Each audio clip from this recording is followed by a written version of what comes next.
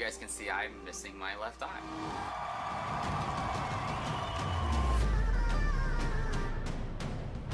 There is a community that I am a part of. You're unique. You're not like anyone else. Good evening, please. I'm currently in a call with my friend, not responding anymore. He's breathing really hard. You know he just had a seizure. I built an arcade in my basement. This is my home. You're in a whole different world. Who cares what size you are, what gender you are? I'm finally done gluing all the details on the sword. The fans definitely go crazy when they see this card. It's like one of the most badass things you could drive.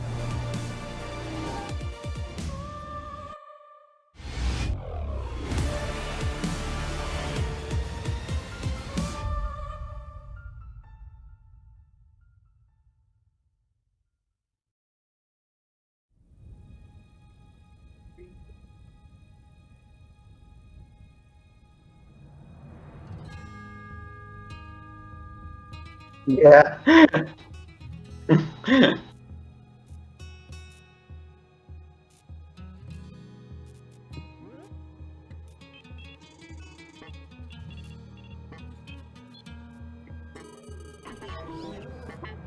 Might as well point out, Persona 4 is already on Steam. They just published it, I think. So yeah, we're probably gonna see it. They didn't even wait.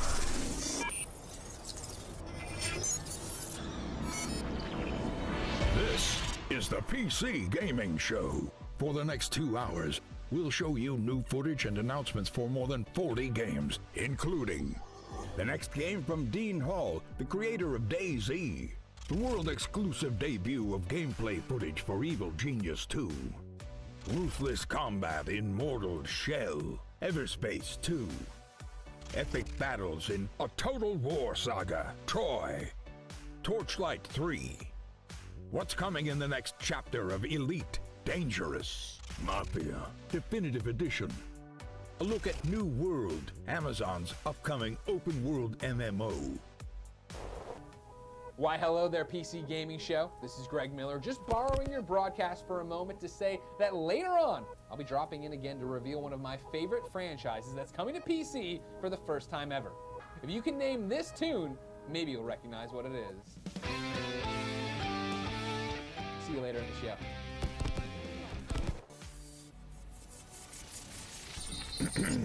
And now your Yep. PC Gaming Show hosts. It's already on Deadline Steam, and Paul. You're late. Ward. It's not even a surprise at this point.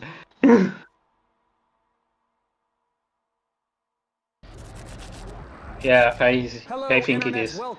But maybe they could have at least asked Atlus, can you please hold off until we're actually over? And I'm delighted to have you wherever you may be tuning in, Twitch or YouTube or Twitter. Welcome to our 6th annual event where we have over 2 hours of content. 50 plus games we're going to be looking at in the form of reveals, trailers, interviews that we've recorded in the last several weeks. Before we get into that though, I want to take a moment to address the ongoing situation in America. While we're glad to be showing you some games today, there are many, many more people fighting for something far, far more important: the struggle against police violence and the systemic oppression of Black Americans. I and everyone who works on the PC Gaming Show each year, we know that Black lives matter, and this is not a fight that we are willing to stand on the sidelines for. So what can we all do? There's a great many organizations that deserve support right now, and one of them is the NAACP Legal Defense and Education Fund at naacpldf.org. If you want to support this and get some great games in the process, hundreds of developers have joined together at itch.io to create the Bundle for Racial Justice and Equality. It's a pay whatever you want for the bundle, and 100% of the proceeds go to the NAACP Fund and the Community Bail Fund. There's a lot more resources and information we'd like to share, so PC Gamer has created an ongoing list of ways that you can get involved in supporting protesters. That's at pcgamer.com/Black Lives Matter. Okay, we're going to begin the reveals in a moment, but this wouldn't be a PC Gaming show without my dear friend and co-host Frankie Ward joining us from the other side of the internet. Welcome, Frankie, and why don't you say hello? Hello, Sean, and hello to everyone watching around the world. We're really excited to be with you again, and Sean, I've prepared a veritable smorgasbord of PC Gaming interviews, trailers, and announcements. This year's show features the most games we've ever presented, so grab your beverage of choice, because it's go time. Thanks, Frankie, and I gotta say, your apartment looks quite a bit more like a music video than mine does. Maybe I should have sprung for better lighting. Either way, it's time for the PC Gaming Show.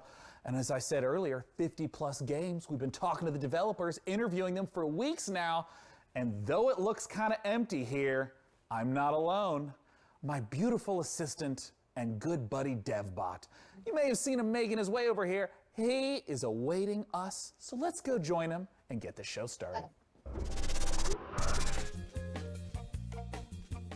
All right, Dev, what are the video what do we games? have for this year's PC Gaming Show? I've downloaded 50 game I'm waiting for the video games. interview, Sean, along with a full report on the most secret gaming layer friendly dogs, per your request. Australian Shepherds rank 4th among all dog breeds. Oh, well, excellent. Well, what should we play first then? Scanning. Processing. My readings indicate that the... Or might as well leave the link for Persona 4, so... Well, that sounds great. Then let's kick it off with Valheim, a Viking survival game where you'll fight monsters, craft weapons, build and sail ships on an open ocean, all while exploring a procedurally generated landscape. Show me the game, DevBot. Downloading Valheim.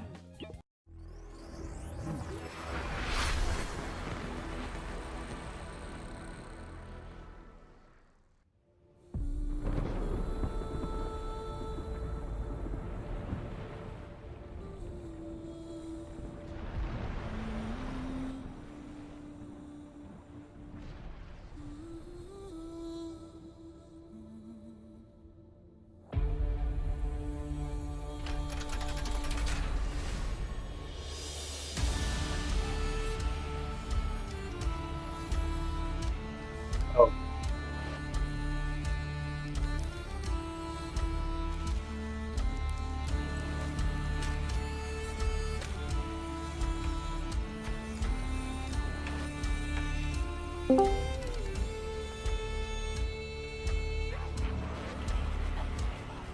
Hello.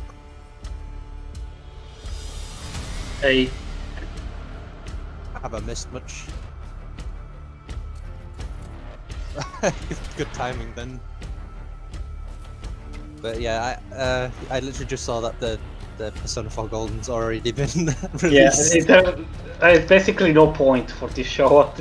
I think they tried to hype that yes, we're gonna talk about Persona because there was the music of Persona 4, but like it's already on Steam, so it's already available. Whatever.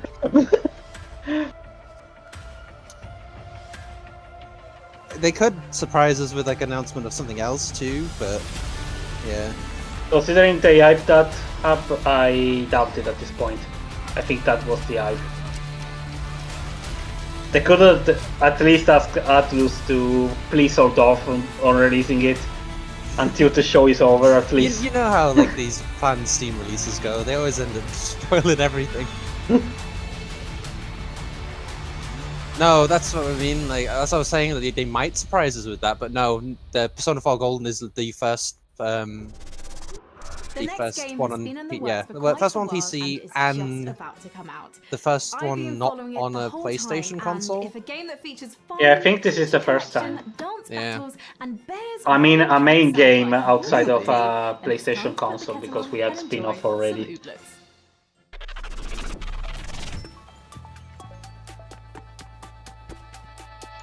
We had Q games, and there's Scramble that's coming out on Switch too. Oh yeah, sorry, yeah, I mean like a mainline specific. Besides that, yeah, the main games have always been on PlayStation until now. Here's ooblets.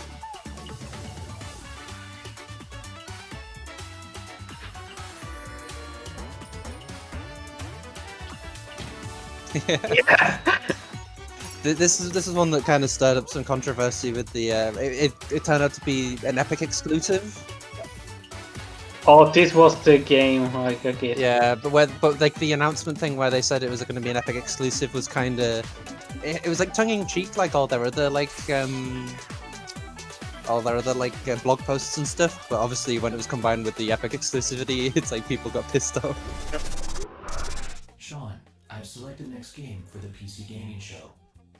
Well, great. What do you got, DevBot? Early access. 3, a Yep. cherished action RPG franchise that features a number of And original. there's Epic Nice stuff. Mercy statue. DevBot, you wouldn't have A nice chosen spy this portrait, game by the because way. In Torchlight 3, you can play as a steam-powered robot, would you? My game selections are entirely Oh hey, Torchlight 3, objective and nice. determined by an algorithm that shows the audience only what it wants to see. Show me the algorithm, DevBot. The algorithm is proprietary. Okay, well, let's play the Torchlight 3 trailer, and when we're done, I want to talk to one of the Torchlight 3 devs.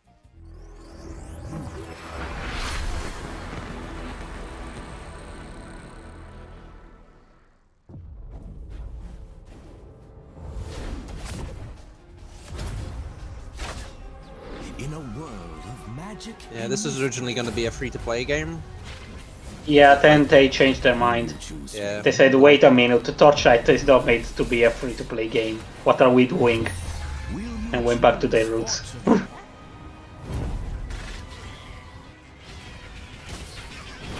So yeah, I read about this. It's basically been in development until a while ago because they finally decided to make it single player as usual.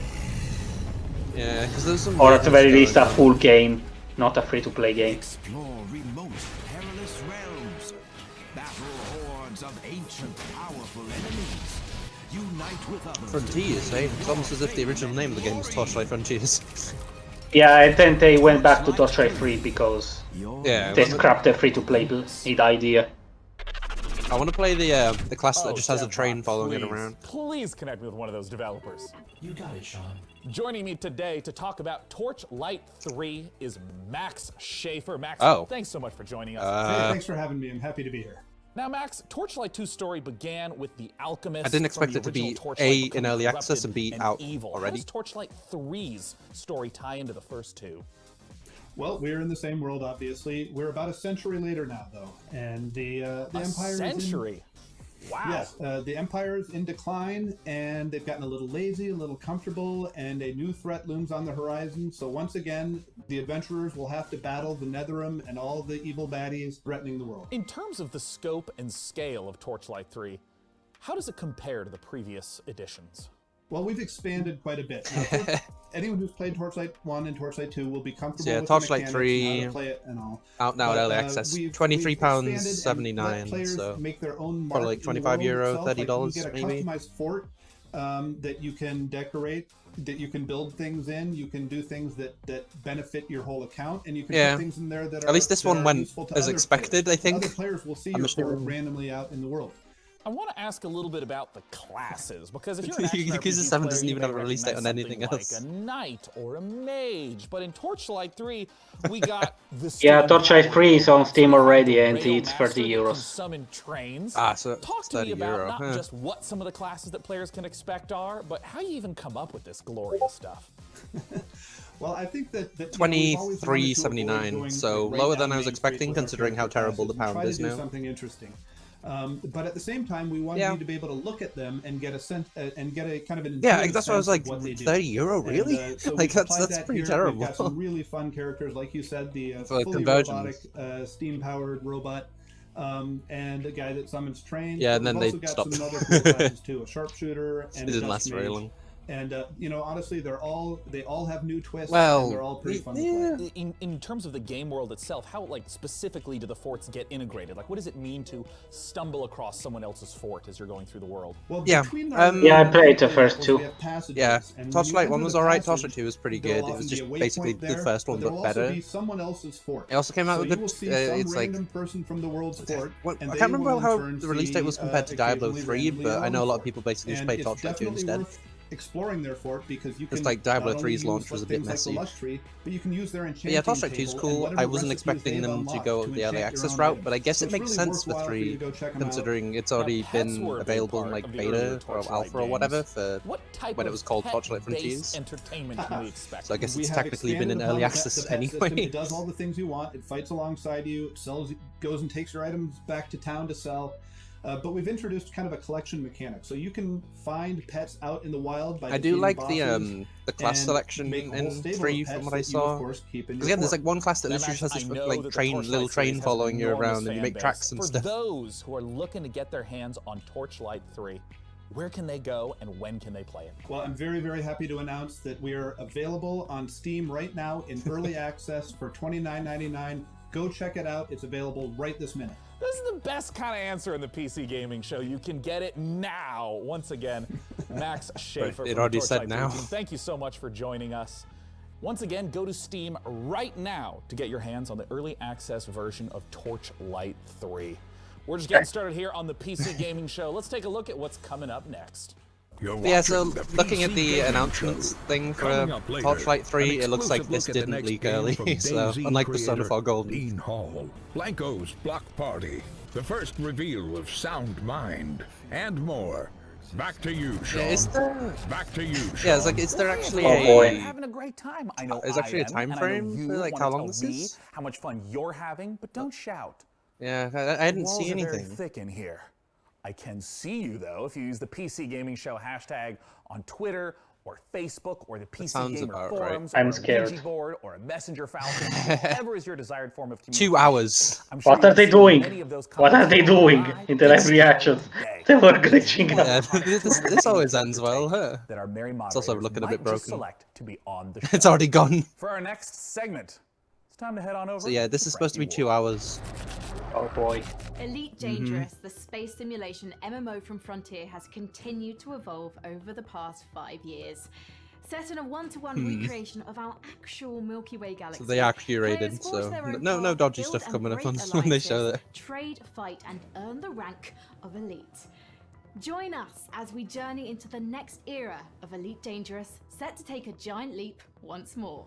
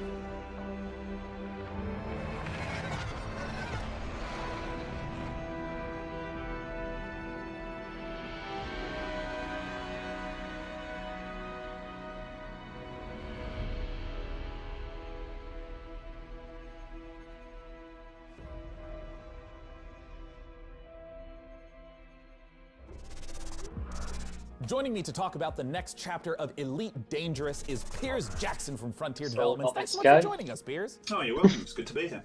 Now, I have a lot of questions about the trailer we just saw, but I I'm guess. wondering if you can contextualize a little bit for those who haven't played Elite Dangerous. What is Yeah, it's just Elite Dangerous, isn't it? So I think the best way of explaining what Elite Dangerous is to understand how Going big around it in is. space. We have created a title that's the most complete authentic space simulation of any game out there, and it's just vast. It's the whole galaxy.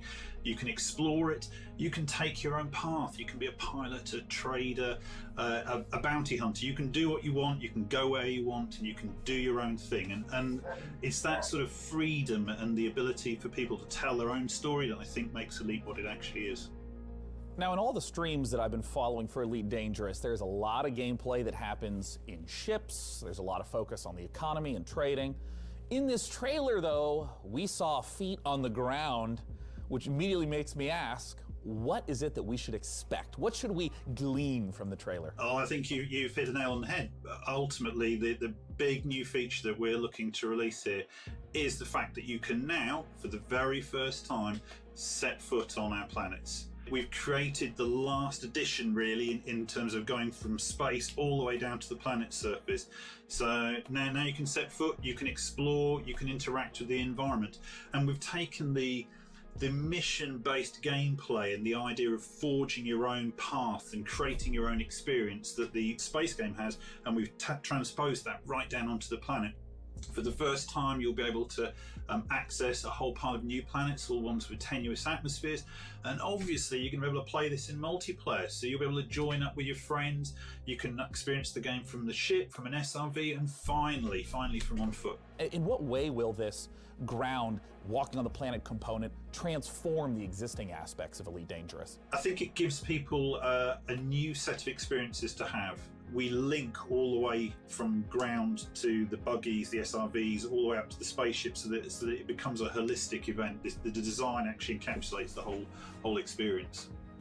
In terms of some of the other systems that are on the planets, or various resources or points of interest, what are some of those that might tie back to some of the gameplay that someone would be familiar with? So we have new planets that you can visit. You can visit old planets, and we have refreshed the visuals on them, so you can really set foot and be the first to actually make footfall on a new planet. Now, Piers, I have a combo question for you. Elite Dangerous is available right now. Where can players go to play Elite Dangerous, and when can they expect the Odyssey update? So you can join in with our community now, playing Elite Dangerous. Download it via Steam, or go to the Frontiers store, or purchase it on console. We have many people playing it. In terms of Odyssey, you can expect to see that next year. I hope you all enjoyed that conversation about Elite Dangerous. It's a treat to see the way the game is continuing to evolve. For our next title... I mean, if you can play it on PC, why are you even here? I'm sorry to interrupt, but our broadcast is being hijacked by another host. Not again. Hi there again, PC gamers. It's me, Greg Miller. Maybe you saw me host the Guerrilla Collective live stream earlier today. No, I didn't watch. Okay, well, that sucks. I'll give the PC Gaming Show back to its usual host in a moment, but I couldn't let anyone else announce this next trailer, which is a game near and dear to my heart. Let's take a look.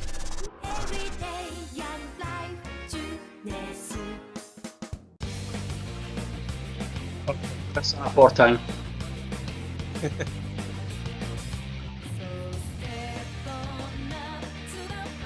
Oh, yep. Good thing this didn't get leaked already. Yeah. Or rather, it didn't get released straight up already. I think the worst part of that, this is the character models and stuff are just gonna look even worse in HD. Oh my god, yeah. It's just like, Persona Jesus Christ, they really didn't do anything with the visuals aside from it's in HD now. If you haven't played this, now you have no excuse. Persona 4 Golden is a masterpiece, ladies and gentlemen. The story, the action, I mean, it's a decent-ish launch price, maybe? It's like less than half the price of Vita if you have one of those, but you know. I'm glad this one is finally here. Anyway, I better hand the show back over to Sean before he gets mad at me. See you later, PC gamers.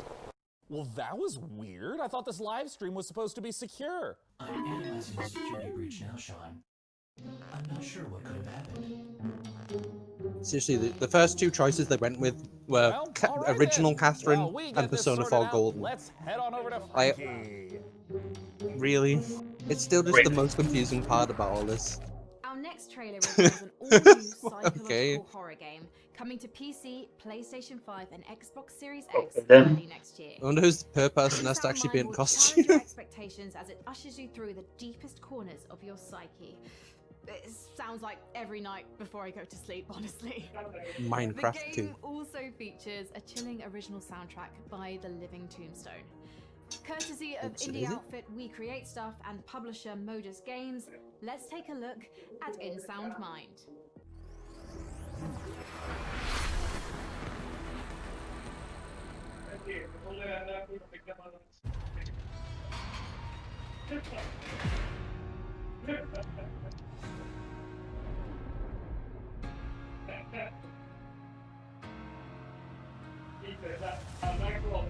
They say fear is just a state of mind. A locked door that traps you inside it. No. But once you find the key to your terror, fear will no longer exist. Oh, maybe. Let me have a look at it.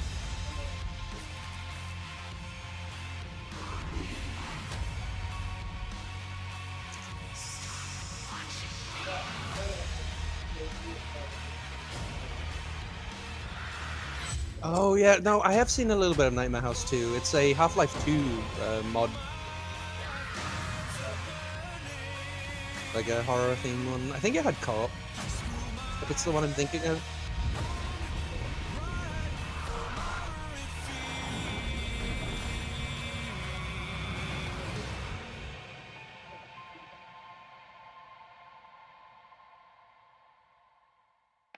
Hey everyone, I'm Ido, producer at We Create Stuff. Hey, I'm Gen, creative director. Hey, Tombstone here. We're the developers who brought you Nightmare House 2, and now we're back. We've partnered with Modus Games and The Living Tombstone, and we're working on a new indie horror game, In Sound Mind. Demo is now out on Steam. Let us know what you think. Thanks. Thank you. So hey DevBot, how did you get here today anyways? Yeah. My sleep state was interrupted when I realized I was late to this. Then we have to sit through this cringe show. I panicked. I had to improvise about how to reach our undisclosed broadcasting location before you began the show. I tried some back roads in the desert. I am not an all-terrain vehicle, it was discovered.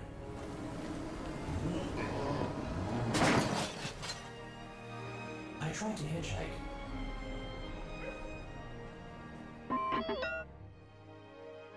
But ever since the 1991 documentary Terminator 2, no one in Los Angeles trusts robots. Mood.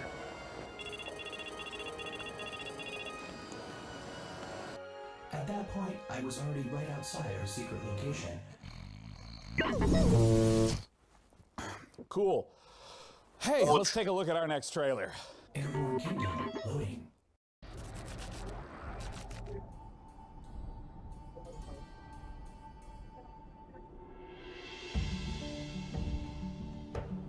Please, just get to the next thing already.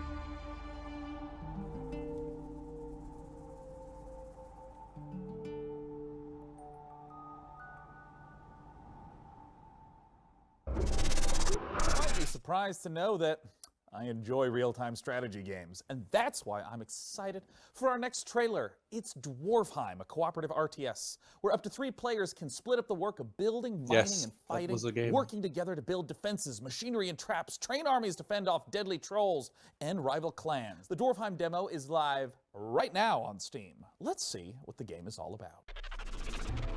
Ever since the fall, dwarven clans live scattered across Agartha. They toil every day in the dark and dirt. They try to protect what little they have from rival clans. Work simulator. Creatures that roam these lands.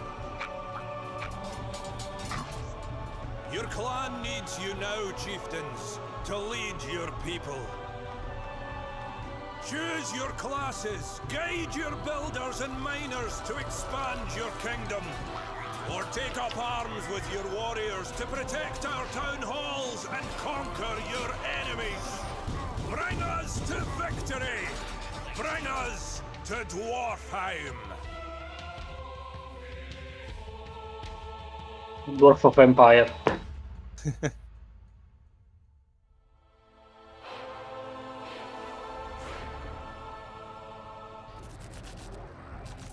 Thanks, Sean. And now let's take a look at the lineup of games and game updates coming from indie publisher New Blood Interactive.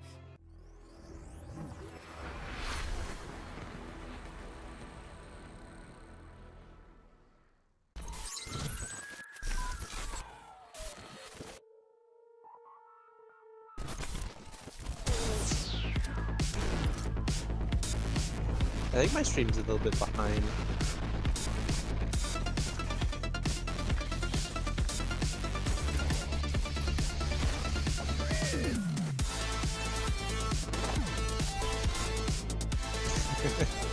There's a few like retro style FPS games.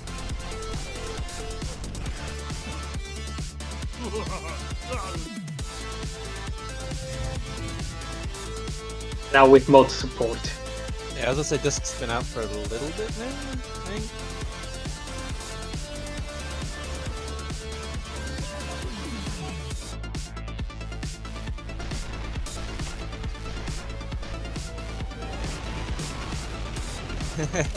Be back. It's like a joke thing in those games. It's like that like specific like voice, the Arnold ripoff voice.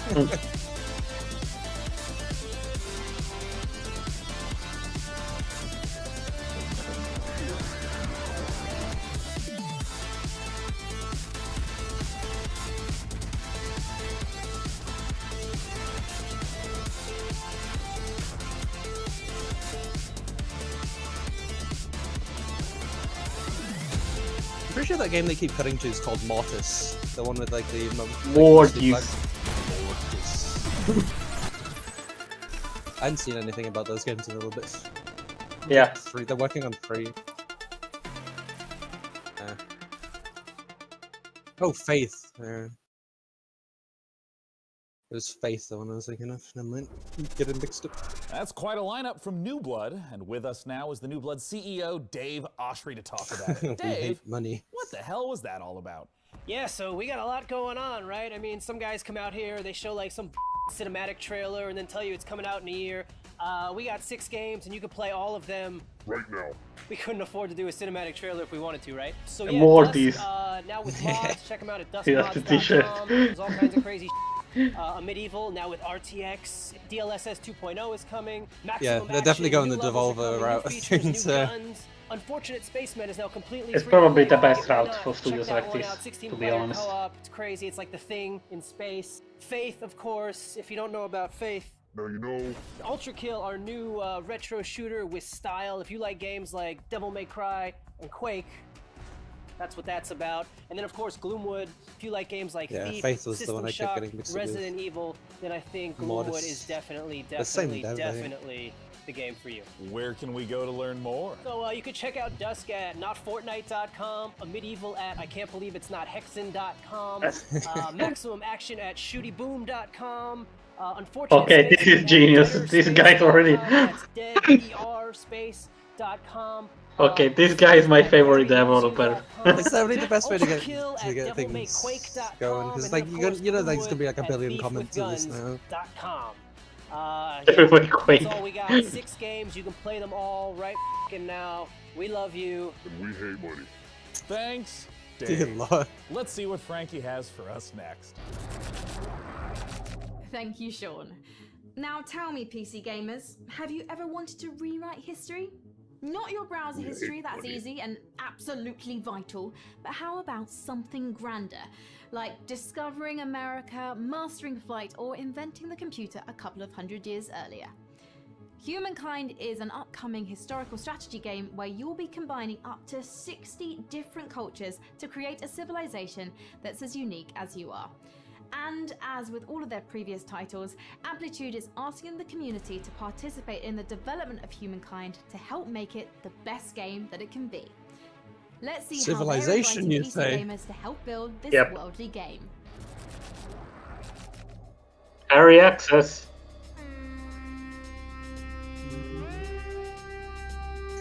Years ago.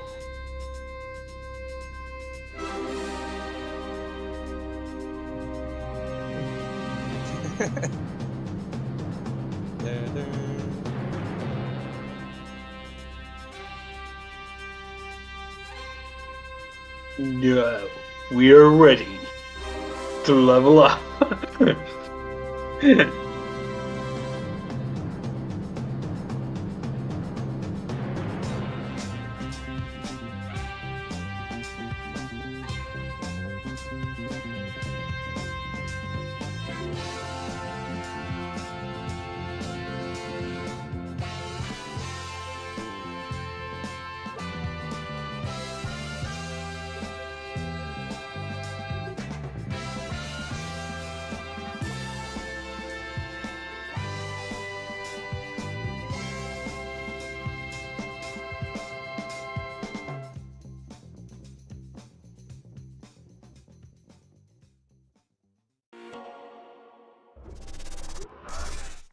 Well, you heard the trailer. You need to go to opendev.gametogether.com so you can be one of the very first humans to get your hands on Humankind, Amplitude Studios' upcoming historical strategy. You know, that's not even a And real now for link. something a little different.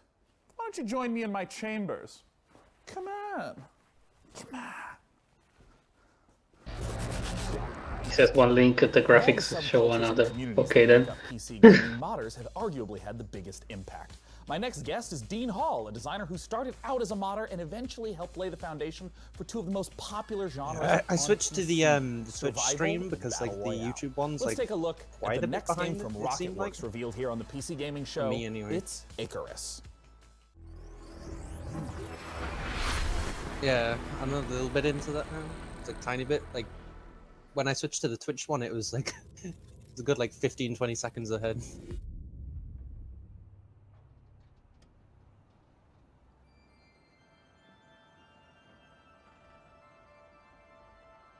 Oh boy, have we got some early access survival crafting games? Oh Yes. boy. We definitely don't have enough of them.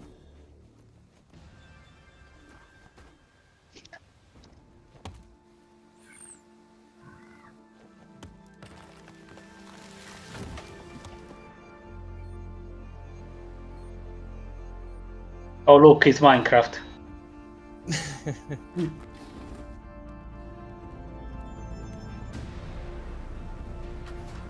One shot.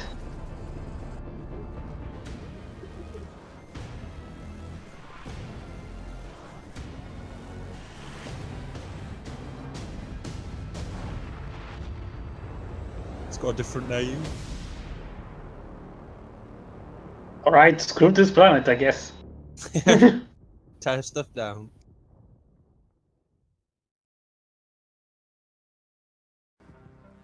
Joining me to talk about Icarus is Wanted to Dean make a Hall. game where Dean, you could thanks just so go much on for some joining planets us. and fuck them up. Awesome, it's great to be here. So, Dean, you're making another survival-focused game. What makes Icarus different from other survival titles?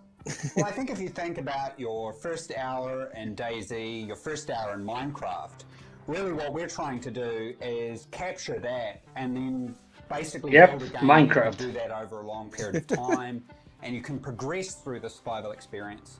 So it was really getting back to the roots of what a survival game is and what makes those moments that you get in them really intense and emotional. If you can just walk me through like the basic loop. If I just open up the game, do I start out on the ship itself? If you think about the orbital station as your apartment in GTA, you can invite your friends in and prepare for what we call a drop. And then you select a prospect. And the big challenge of the game, and the way to fail it, I guess, is to run out of time on the drop. Let's say I'm on a 30-minute mission. I But have it's a particular stretched out even resource I've further. set out to snatch up. How does the gameplay of that 30-minute period differ from other survival games? I suppose there were three key things that I felt needed to be addressed before I made another survival game.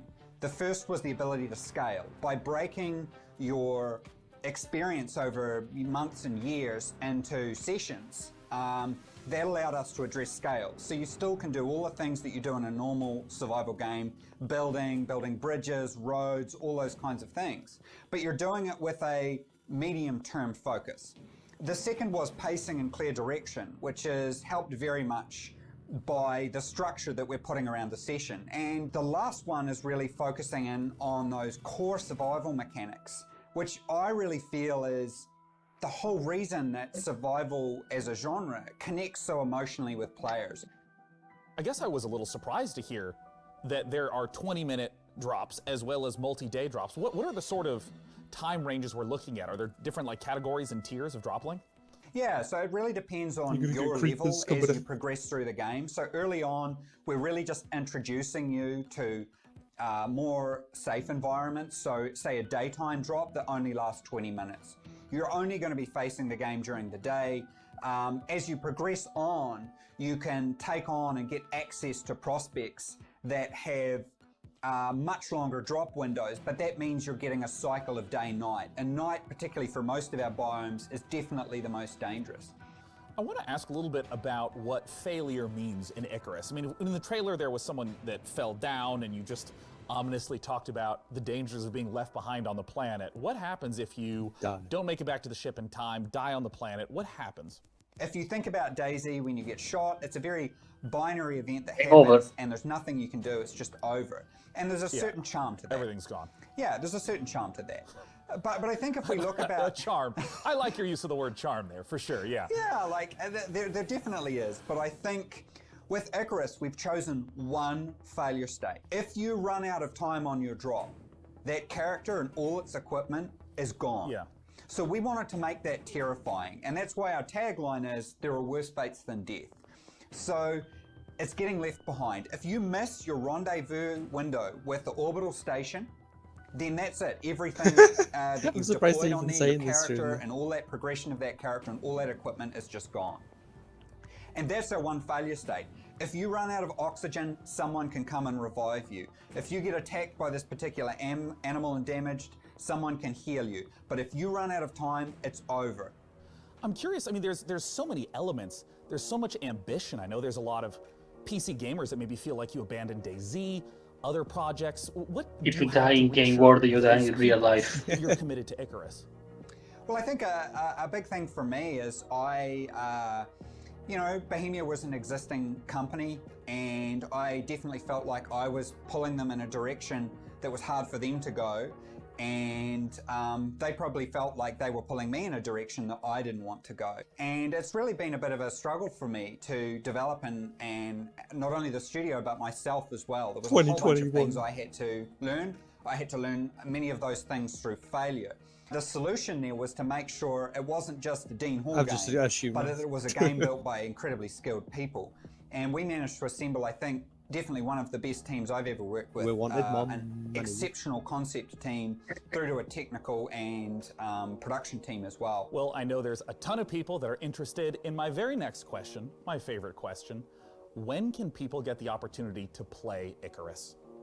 That is a good question. So we're looking at sometime next year. Our development is very advanced at this point. Our biggest Did he actually say when it was going to be confirmed? So, you know, we're making the game free to play because we wanted to maximize the number of people that play it. Again, I just guessed. We're acutely aware a number of our former staff are ex-Grinding Gear Games who made Path of Exile, very talented in the free-to-play area. So we're very cognizant of how much content we need to provide gamers. It's free either way, so at the moment, we're really sort of well, they can still have it early access. Well, Dean, thank you so much for taking the time to talk to us. Awesome. We really appreciate it. Thank you. Once again, that was Dean Hall from Rocket Works for the upcoming survival game Icarus. For our next game, let's head to Frankie. When you're an evil supervillain, it's important to have your own sense of style. What? Evil Cat Psychics are so 2019. Evil Genius 2 asks players the question, how would you design a supervillain fortress? Would you build a pool filled with laser sharks, or would you just give all the home appliances RGB lighting?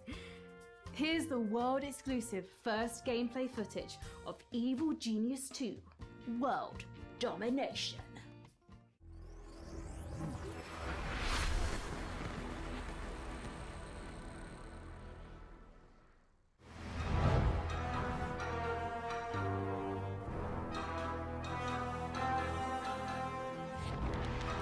Yep. Yeah, Evil Genius 2 got announced last year, I think. Or was it? It might have been even earlier than that.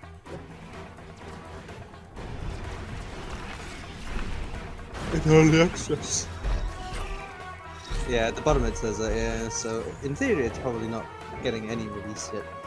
Like, not even early access. It'll probably just be a full release. Probably 2021, like everything else. It seems to be the releases are either 2021 or today. It's like, okay.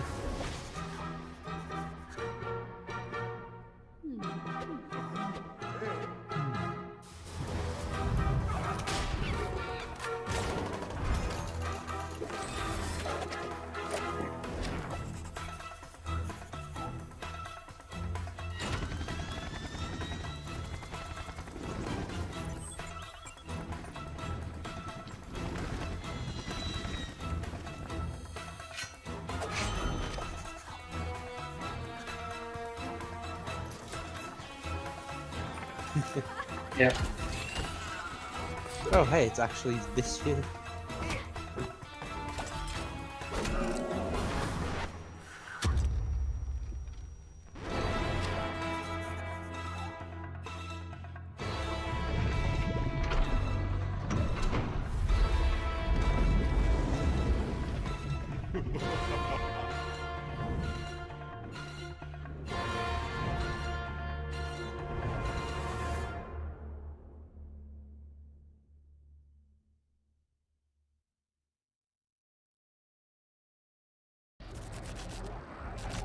We are about to see the first official gameplay footage for Godfall on PC.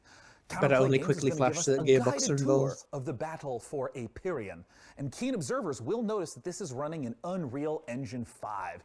That's why those shiny sets of armor look oh so gorgeous. You can go on over to the Epic Game Store and wishlist it now, or get more information on Godfall before it releases this holiday season. But for now, let's take a look.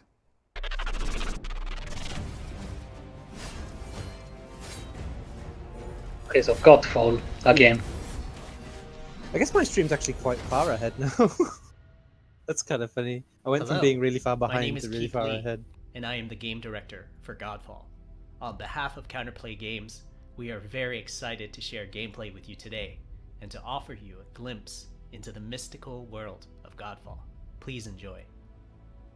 Godfall is still in development, so some things will change and improve in the final product, including visuals and performance.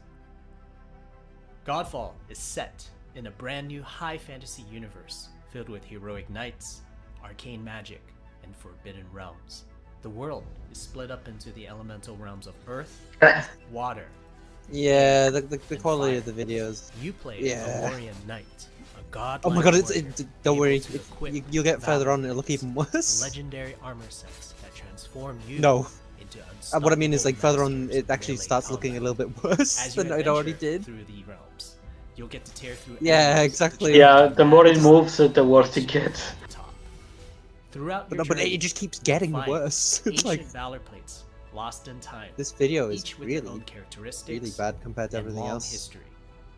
Now Like, let's streams talk can about already be bad gameplay enough for quality for anyway, Godfall. and then like, this is just First, like taking our it to the team next wanted level. to do something different. We wanted to combine action RPG loot progression with third-person melee combat to create what we think is a whole new genre, the looter slasher. Our game is therefore one part gear-driven and one part player skill-driven. Not sure this is a new genre, but whatever you say. Find exquisite weapons with powerful loot traits, but we also want you to have that feeling of accomplishment for mastering the wide set Minecraft. of combat mechanics available to you in Godfall. What you're looking at now is a mid-boss fight, a tougher challenge which we'll have to leave for another day. Please check out the Godfall channels on Twitter, Facebook, and YouTube. Thank you so much for taking a look at Godfall, and we'll be showing you more soon. Epic Game Store. Now next up, And when PS5. PC gamers think of iconic first-person shooters, they think of games like Doom, Quake, and Duke Nukem. Our next trailer shows a project that celebrates the proud heritage. I was gonna of say Call of Soviet Duty, forces but while taking advantage of some I guess. Modern visual effects, like glorious Yeah, enemy another dismemberment. classic style From Bounding FPS. Box Software and Humble Publishing, this is Proteus.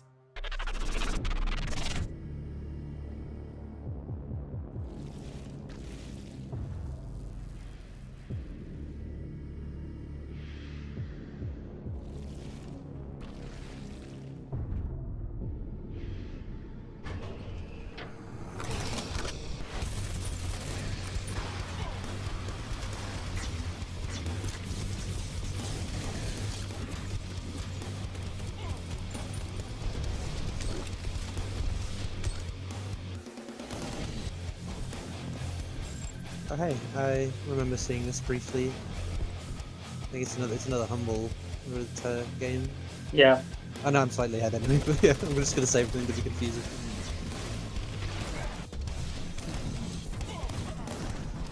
Kinda got that Final Fantasy Tactics Advance look to it.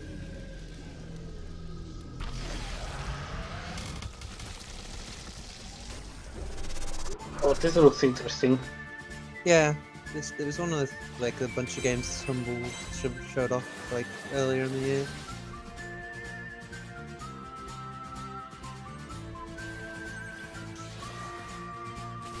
Music's kind of plain-ish, but looks pretty cool. So.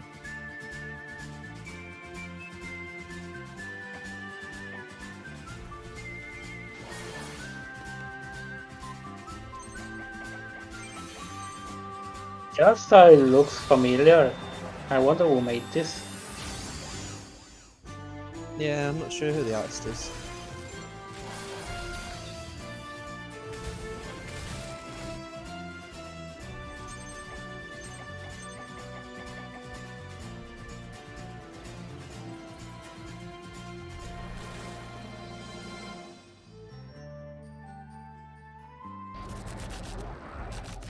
I love the look of that last one. Fate Tactics is set to scratch that isometric combat itch that I know a lot of us have been feeling ever since we played Final Fantasy Tactics back in the 90s. All right, but we're not done with Humble games yet. Their lineup, as it turns out, isn't all that humble. We're going to take a look at 2 more games from them.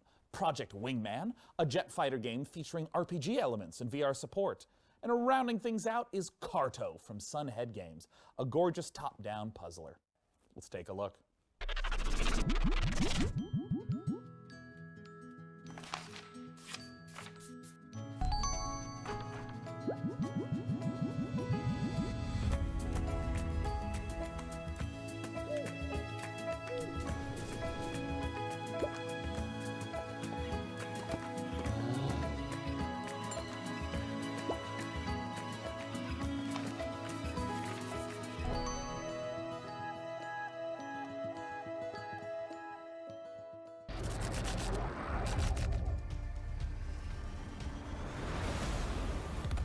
Nice concept, I guess. I just hope it has a goofy story like his combat half the time is.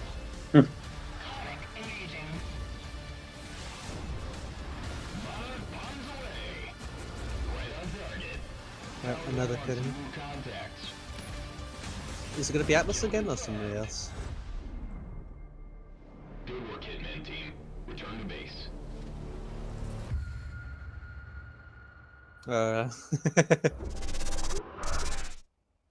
Hey Devbot, have you ever wondered what Gordon Freeman's voicemail message sounds like?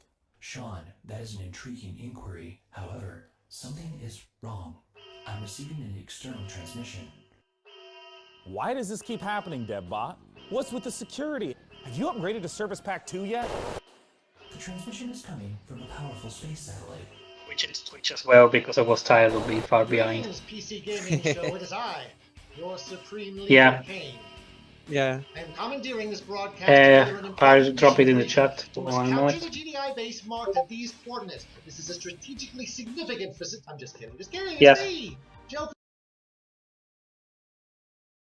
I'm actually on the Twitch gaming one. Maybe that's Tell why me, I'm PC like gamers, slightly do you have ahead as any well. rare action figures? Perhaps you're one of the lucky owners of an out-of-print collectible. Something Yeah, you've never traded Yeah. away in it a always million close the years. chat. Never keep the The chat is always shit. Same on It's a YouTube. game That about just never collecting, look at the chat. customizing, and trading, but it's also a highly Extreme social playground. most time is shit. One where you can make your own Yeah. levels. Well, no, and gather with in your general, friends the to video hang out, quality's play been mini okay. It games, was and literally create just when they were together. showing This Godfall, is it just Blanco's went Block Party. pretty bad.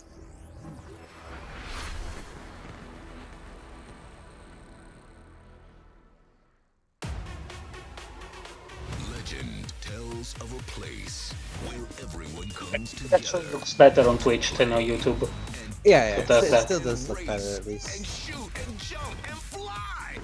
Now it actually looks like a 1080p stream.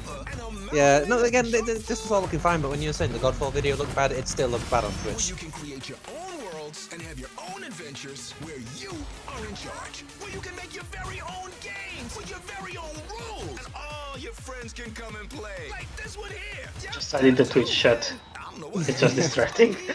Yeah, I closed the chat basically instantly. if it's not a tiny like streamer, it's like never worth looking at the chat. Sweet, but you see, this place isn't a legend at all.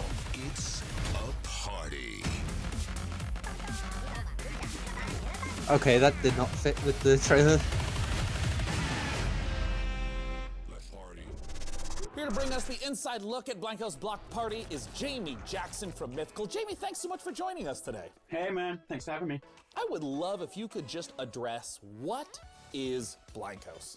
I love how that trailer aimed at like seemingly like younger people, and then they just have some random swear thrown in. But it's also more than just a game. It's a place for content creators and gamers and collectors to come together and hang out and build the worlds and games that they really want to play in. And you can have as many as your friends come and hang out with you as you want, but you could also drop the toys in. So the first toy you can play with is one called it's a shooting mechanic. We got like a unicorn rocket launcher that fires ice creams. We got like a cactus grenade launcher that fires these little cactus balls. So it's all about kind of like arcade fun shooter stuff. And you can set that up as a team shooter. You could have squads. You can do a bunch of stuff with it. You can even just have it free for all. Some other stuff we're going to be dropping is race toys. So you could just do point to point. You could build this super sweet like platformer and just go A to B. You could do laps. And then another one is, because Blancos, they all survive on good vibes. That's kind of what powers them. So another one you can do is actually just a vibe collection. And what's kind of super cool is all of those toys work with each other. So you could build a race, and then you could drop some guns in it, and it can be a race, but you can pick up guns on the way and try and knock each other out. So you have these huge flexible tools, this community focus. We've also seen in games like Fortnite, these in-game events. Are these kinds of things that you think will show up in Blancos as well? Yeah, absolutely. I mean, we felt that from the beginning of development, that Blancos wasn't just this place for players to go and build and create their own worlds, but it was a place for us to be able to share with them different content, whether that's a music concert, whether it's a movie trailer, you know, whether it's something no one's seen yet. But absolutely, that we're definitely thinking about that kind of stuff. Well, talk to me about the number of different designs. Like, where are these designs coming from? How many are there? We're not talking about numbers in season one just yet, but we are talking about the artists. So we're really stoked we've been able to work with some of my favorites that I've been buying the vinyl toys of over the years. So John Paul Kaiser is a great artist from the UK. I ended up buying some of his toys in New York about 6 years ago, and now we get to work together and bring his toys to life in the game, which has been great fun. James Groman, who I think The first hour is really away. epitomizes vinyl toy design, just those clean vector-based lines. And one of my personal favorites is Pete Fowler, who for me was kind of one of the grandfathers of vinyl toy design. I know people are going to want more information. They're going to want to know when they can play Blancos, when they can see more. Where do they go for that? If you want to keep just up to date with things, go and check out blancos.com. You can register there right now, so you can, you know, secure your account name and get ready for launch. We're going to be launching end of the year, so not too far away now, but we're also going to be starting to look for our beta at some point soon as well. So if you get registered, we might be able to get you in that. Jamie from Mythical, thank you so much for joining us today. Thanks for having me, guys. Once again, the name of the game is Blancos Block Party. Let's take a look at what's coming up next at this year's PC Gaming Show. You're watching the PC Gaming Show, presented by PC Gamer. Stay tuned for more trailers, announcements, and footage. Coming up later, we celebrate the 20th anniversary of A Total War. What's next in Escape from Tarkov? the reveal of horror strategy game Rogue Lords, and more. Back to you, Frankie. The PC is the birthplace of space flight action games. Wait, did he And just our call next it project, Tarkov instead of Everspace 2, Tarkov? expands on that tradition with its I think so. handcrafted universe. The focus here Oh, is on exploration jeez. and dogfighting, with alien species standing in the way of outfitting your ship with unique modules, weapons, and Yeah, I just opened the chat just to see how it was doing. It is still very It's cringy. still awful, in yeah. the cold vacuum of space, but also the atmosphere. It's just spamming emotes. Here's Everspace 2. On a completely unrelated note, Deadly Premonition 2 has like an edition with some extra things included in it in the physical. Oh, version. really? Kinda cool. I'll just link it, but it's just like it's completely unrelated to the PC gaming thing. Well, I'm still interested. Yeah, So it's just like I was trying to look for anything related to the PC gaming thing, and it's like here's a completely unrelated thing. It's so good. yeah, it looks cool. I don't. The fact that they're making a second one for a start, it's already like okay. I don't think they'll be able to do it again. Like have the whole like cheesy kind of jank game that actually ends up being pretty good in the end. It'll be interesting to see. It's soon. It's very soon, I'm pretty sure. Yeah, it's not that far away. Like how we are supposed to be talking about PC games, and yet. I mean, what's going on currently is kind of not that. Probably. I doubt it because it's a Switch exclusive. I think Nintendo put some money into it. Or maybe wrong.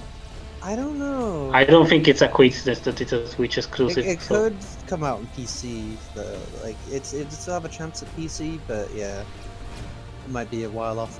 Because again, Deadly Premonition took a while to come to PC and was a bit broken. Then again, like I think every version of Deadly Premonition was broken. Yeah, it was very broken. It was that kind of game that it's cool, but you know it's broken. Yeah. Yeah, it's still a little janky, yeah. But it's funny how that one ended up being alright. And that was done by another publisher as well, so it's like... It's... Yeah. Closed alpha in a few days for this. It would be funny if after we were just talking about Deadly Premonition 2, it does just pop up in this. That'd be convenient.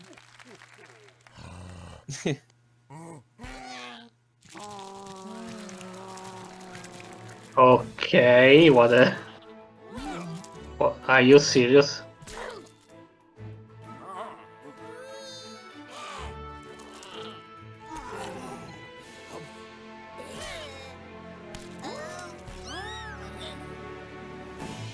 Someone had way too much fun. PC gamers, I'm sure you'll agree. If a horse shows up at your door and you don't remember ordering a horse, it's probably best to keep the door shut. One of the coolest things about a Total War Saga Troy, the next game from Creative Assembly, is that it will enable players to experience multiple different versions of how the iconic battle went down, including several explanations for what that mythical horse actually was. I'll get the door while you watch the latest trailer. Oh boy. Peggy 16. Maybe the hijacked this show. Oh, silver-tongued Odysseus. There is only one response Yeah. to Queen Helen's abduction. And For a Yeah, single I think day. it's free for the It's first for a day. 24 hours or something Yeah. like that. Yep. In August at some point. Yeah, August something. As Odysseus 13th? besieged the legendary city of Troy in 3 No, I hope someone will remind me, so I just redeem it. Yeah, I'll put a reminder. It should be 7 PM your time, I think, the reset. Or the walls of this city may appear to be it's the mighty, video but quality. no defenses are impregnable. It's you can see from the development in progress thing up at the top that Yeah, it's it's just the a bit quality's quite compressed. low. Yeah. It's just the video, because I've seen some gameplay of this already, because they've shown off some previously over the last few days. It looked better than this. This is just another case of the video's really low quality for whatever reason. Yeah, I can definitely see the crispiness of the quality. Yeah, it's rough. It's just compressed. Yeah, it's like Godfall again, where it's just messed up. But yes, I think it's probably going to say at the end of this anyway. But I think it was August 13th. Fit for the gods. So it's something sometime in August, from what I remember, and yeah, 24 hours. Breachable city gates, leaving the Trojan warriors defenseless. Yeah, so it allowing resets. European soldiers to begin raising the city. Yeah, I'm pretty sure it's 7 p.m. your time, because it's 6 my time when the Epic Store changes. The greatest defenses Or like add stand stuff on and against whatnot. nature's might. In a land ravaged by earthquakes, Yeah, patience it's the is same rewarded. time as that. Send your troops Oh no, forward. actually, no, I think. Troy is yours for the taking. Yeah. It's a Total War Saga of Troy. Actually, no. I think it might be earlier than 6. I think I'm getting mixed up with Steam. I think it might actually be 5 your time. This summer. Victory will make you Yeah, there we go. 13th August for the first 24 hours free. Yeah, I think I was getting Steam and Epic's reset times mixed up. 2021. And hey, So it's speaking of probably sneaking in 5 big p.m. your time. surprises, a master of segue.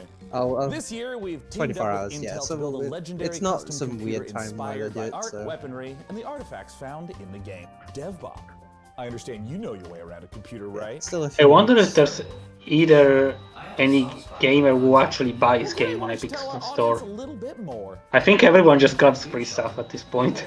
Well, the last sale, you basically got £10 off all the games that were already on sale, so... Like I say, a lot of people that bought games probably just bought them when they were super cheap. Yeah, I did got one of those sale coupons as well, but I was not interested. Yeah, I just the thing wanted with the GTA coupons 5. was- yeah. The thing with the coupons was you got another coupon during the sale. If you bought anything while the sale was on, you just got another coupon right after. Oh, it's just like, hey, buy again. Fucker. Yeah, and the coupons still work now, but obviously you don't keep getting more, from as far as I could tell. Just like until November, if you have the £10 voucher, you can still use it in the store. And this one actually works on DLC, which is nice. The last one didn't. The copper tubing is not only effective at heat. So we got like a monster PC made for Troy, I guess. Yeah. Is this what you humans call love? PCs are more than specs, they're a passion. When we build a PC, we form a relationship with that piece of hardware. We wanted to show you every step of that process. For this build, we enlisted a master craftsman, Brian Carter, a PC modder with over a decade and a half of experience. PC Gamer and Intel have created a 4-part series following Brian as he created this epic artifact. DevBot, cue it up! Hey, my name is Brian Carter, and I've been building custom PC mods for over 16 years. I'm working with Intel and a Total War Saga Troy on a very special custom PC project that we're thrilled to debut at the PC Gaming Show. Join me in a 4-part video series as I take you through each stage of the scratch build process. We begin with the inspiration and design phase, where we figure out how to take the amazing design assets from a Total War Saga Troy and functionalize them to house our best-in-class components. It's kind of Like funny the watching 10th the gen Intel Core viewer i9 count go 10 down all the 9K time. processor. Then I'll show you how I assemble, finish, and test this one-of-a-kind PC. A big thank you to Intel and Creative Assembly for letting me work on this incredibly fun and You can challenging see everything's just project. got dust in it I hope already. you like it. Oh, it looks so good, and I have some good news. Episode 1 is available now, and I have even better news. You can win this PC from DevBot's loving clutches. Head on over to pcgamer.com/IntelPC to learn more and enter for a chance to win. And with that, it's time to return to more PC Gaming Show action with the fantastic Frankie. Last year, Remnant from the Ashes challenged gamers to take on monstrous creatures in a post-apocalyptic world. Today, we're excited to announce the biggest update yet for the game, upcoming Guessing there's DLC gonna that be an will expansion conclude to this this. thrilling saga. The fate of humankind is at stake. It's time to bring an end to the root once and for all. This Well, I guess I can't win the PC in my region, so thanks, PC Gamer. That's how a lot of giveaways end up going. PC, Xbox One, and PS4. Yeah, but usually a combination of like shipping, but it's more like the different rules for each country and whatnot. I mean, if I did win that thing, I'd even pay for my shipping. Like, who cares at Yeah, this point? it'd be way cheaper than actually trying I to- just pay for the shipping, just give it to PC. Yeah. But usually, like, different countries' rules and whatnot get in the way. Probably it's just some select countries. It's just a world giveaway raffle and it didn't even load up. It says, sorry, it's not available in your region. So, whatever. The audio seems really quiet for this trailer. Yeah.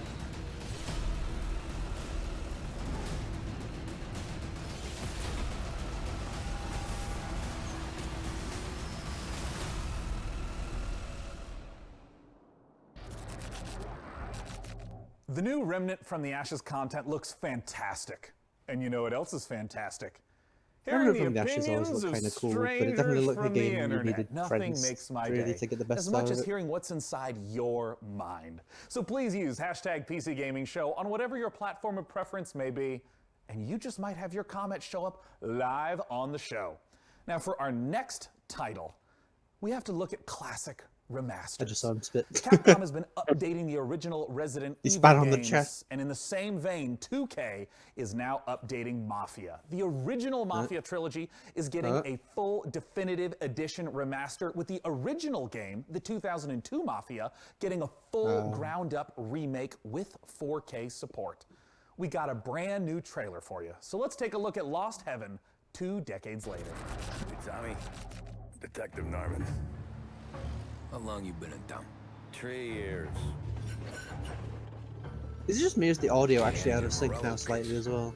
Right out of the gate. It sort of looked like it was the video was a split second behind. It must be getting pretty cold by now. Or you guys. I'm not noticing anything. Yeah, I might have something. Well, it's fine for this. It was just like when he was speaking.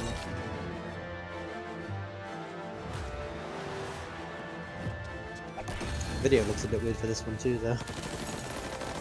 They just did it a different way from the other ones that were low quality. What do they call you, son? Thomas. Thomas Angelo, sir. I think this already has a release date.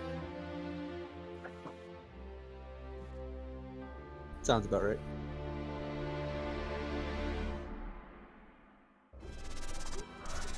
Man, DevBot, after a beautiful trailer like that, I gotta know, do you have any... I don't think anyone cares about Mafia 3, but the first one is the best. It's just there for the sake of it. Relationships with organized crime. However, They probably didn't have to do that much with 3. Yeah. Well, fantastic. Let's ring them up. I think it even released bugged. Joining me to talk about I think 3 even released bugged and they had to fix it. 13, it is Because 3 wasn't already bugged enough, I guess. Thanks for having me. So for people who haven't played the original Mafia, which is a 2002 release, talk to us about this game. Mafia, the Definitive Edition, is a complete ground-up remake of Mafia from 2002, which is a seminal game that really launched the Mafia franchise. And in Mafia, you take on the role of Tommy Angelo, who is a cab driver that falls in with the mob during the 1930s, actually during the height of Prohibition. So speaking of in a city called Lost Heaven, which Mafia, is on a completely loosely based on unrelated note, Chicago. And as a member of Son the of Our Salieri Golden crime is family, cheaper on some he other really sites. gets embroiled in a war with the Morello crime family, and we kind of explore that story and Tommy's evolution from cab driver to respected member. Yeah, of the it's mafia. Fanatical has it for 13.59 as in pounds. HD editions, remasters Yeah, that are more specifically graphical interested updates. ones. But my understanding And obviously, is if you have that the Humble this monthly far discount, more it'll be than slightly just cheaper, I a think, new than coat that. of paint on a game on from Humble. 2002. Talk to me about what a remake means. Everything was rebuilt, so every asset, every cinematic was reshot, and all the gameplay was completely redone. Now we've kept all the same big beats from the original game. The story is the same for the most part. All the big plot points are there. All the missions are there and represented. Yeah. But again, everything was completely rebuilt from the ground Yeah, I up. guess the license In order expired. to kind of meet the expectations of today's gamers, and Now we should have take music again, technology. since it's The a remake. location in pretty much every open world game is a central character. In 2002, we have seen a ton of gameplay changes between then and now, 2020. Nope. Can you talk a Also, little bit did about some of the did he ways just you've cut out before he updated was the finished? open world This was all settings pre-rendered and the new scenes. mechanics that players can expect? So we do that a number of different ways. You know, one, we looked at how populated can we make it, and we took some of the kind of world interactions and some of the things that we did with, crowds and non-player characters and other kind of city life from Mafia 3 and put them into Mafia the Definitive Edition. But we also looked at, are there ways for us to kind of redesign the city so it's more fun to drive around? You know, do we need to widen the streets? Do we need to make sure that there's not as many 90-degree turns so that you can kind of coast around corners? And as we capture the feel of the vehicles, are there things that we want to do to make sure that the roads have grip or they're slick in the rain? And so that I think brought a lot of life to it as well, because most of the way that you engage with the city. Wasn't the original Mafia's open world stuff not that things great? from the ground up, I gotta ask you about the cinematics. I mean, they looked gorgeous in the trailer, and I mean, what It's was sort the of just there process as of something for you to drive through all of those cinematics rather than anything For us, particularly it was open really, worldish. how do we Like there wasn't really recreate much these, incentive. again, taking Yeah. advantage of some of the cutting edge stuff that we've been doing at Hangar It's like, 13. So, it's we there have and you can drive really around, great but you may as well just facial do the scanning story. and likeness capture technology, a state-of-the-art mocap facility. So we really wanted to take advantage of that for the definitive edition. So we did go in and we rewrote all the cinematics again to add some of that language and add some of that character development and maybe some of that clarity that we were going for without losing the essence of each moment. Well, now it's time for my favorite question. Yeah. When can we play Mafia Definitive Edition, and where can people go right now to learn more? Sure. So we are looking at an August 28th launch date, and we still, have a ways to go, and we're working on that kind of final polish push right now. But I'm really confident, really bullish in that date right now. If you want more information, you can go to mafiagame.com. After seeing the trailer, I personally am hyped, Hayden. Thank you so much for joining us at this year's PC Gaming Show. Once again, mafiagame.com. For our next title, it's time to head on over to Frankie. Sean, next up, it's one of those games that looks so pretty we just had to show it to you. Ever wondered what Slay the Spire might be like with Tim Burton at the helm? Well, Road Lords could be the answer. It's being jointly developed by Cyanide and Leica Studio and sees you building a team from storybook psychos like Dracula, Bloody Mary, and Baron Samedi. Makes all the more sense when you realise you're being employed by the devil himself, a job that has my name written all over it. The game is out this October, and we've got a brand new gameplay trailer. Hi everyone, and welcome to this exclusive gameplay reveal of our new title, Rogue Lords. Development is moving forward, and we are very excited to share some in-game elements and combat mechanics for the very first time. Rogue Lords is a rogue-like game where you play as the devil. You have to build your team with legends of evil and lead them in runs through multiple events and fights. After a terrible defeat years ago, you're finally coming back with your most faithful disciples to wreak havoc and terror in a world unbalanced after your long absence. The combat is turn-based and strategic. You will need to build your set of skills through your run to be prepared for any threat, analyze your enemy's next attacks, and create combos to secure victory. Every skill costs action points, and you should think how to make the best of them each turn. When one of your disciples becomes vulnerable, your own health bar is exposed, which is persistent during the entire run. If your health is reduced to 0, your run is finished. In Rogue Lords, you are the devil, so you don't have to play by the same rules. It always makes me think of Darkest Dungeon. When the situation becomes tricky, you can use souls to play with the interface and change an enemy health bar, for example. This is an expensive trick to use, but very powerful and useful in the most difficult fights. Thank you for watching the video. Stay tuned for more info coming soon. So you're basically OP. You just cheat. If you're a big fan of roguelikes, You're a know they're cheater. known for two things: procedurally generated worlds and Coming permadeath. to everything. Our next game, Unexplored 2, puts an interesting twist on these ideas. It'll probably get announced What for if those at some your point character's anyway. demise changed the game world itself, altering it for all of your future playthroughs? Oh hey, Unexplored 2. From Kinda developer looking forward to this one. Ludomotion and publisher Big Sugar, this is Unexplored 2, The Wayfarer's Legacy. When called upon to be the next Wayfarer, will you answer? When tasked to take your place in a long line of heroes, will you waver? When challenged to forge your legacy out of strife, hardship, and magic, will you be victorious? This is our world. It is your burden. From beyond the gate into the First Valley, there is no return. Will you be ready? The latest update for Dauntless is the most ambitious chapter yet for this online free-to-play RPG.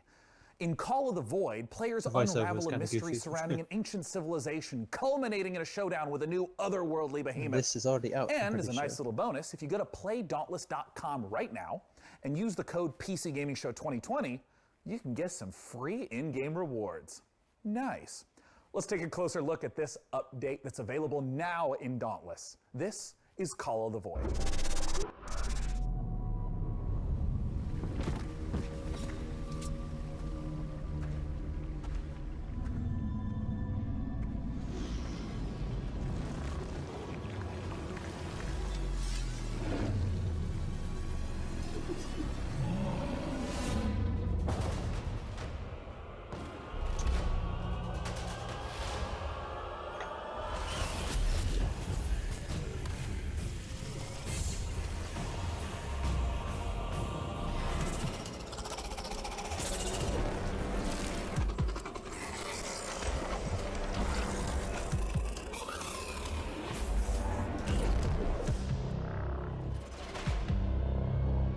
Yeah, this update's actually already out, as far as I know. Yeah, I think it's just an update to the game.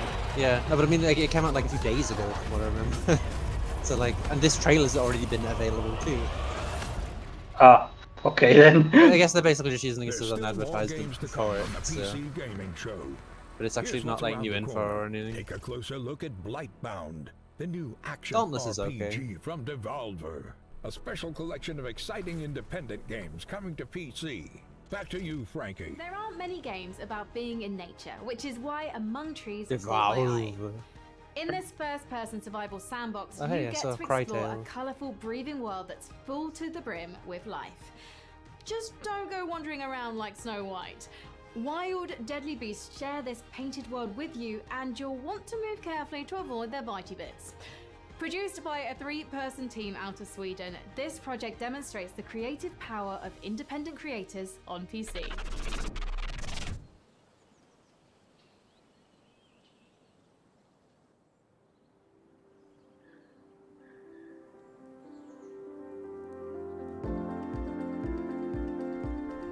Oh, this is looking like another sort of low quality video.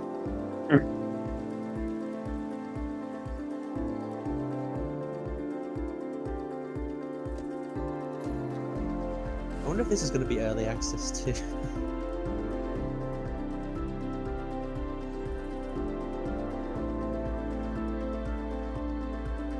Yeah.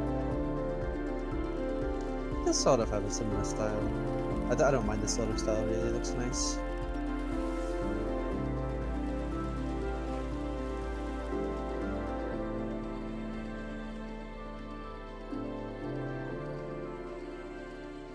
On Epic Games. Oh, hey, yeah, they Apparently they do now. games like Satisfactory already did it. Yeah, I don't know if they advise it on the stores early access, but yeah, they do have their own of these magical early elixirs. access. In Potionnomics, you're a witch who must save her potion Potion shop seller. from the clutches of greedy loan sharks, bartering and haggling with a slew of demanding customers. Let's take a closer look at this unique fantasy concept.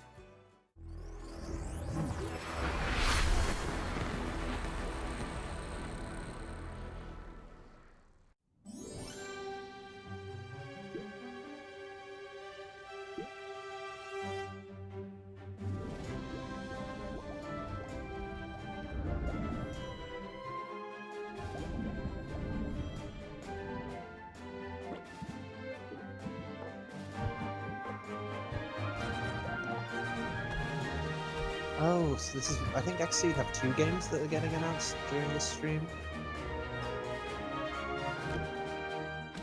I completely forgot that they were showing they had like 2 two things to show off.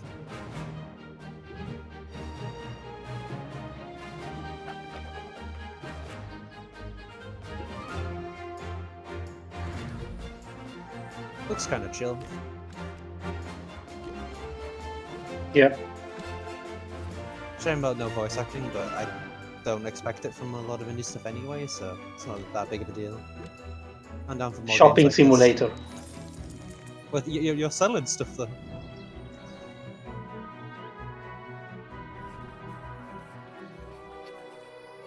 Been a while since I played Racketeer, so.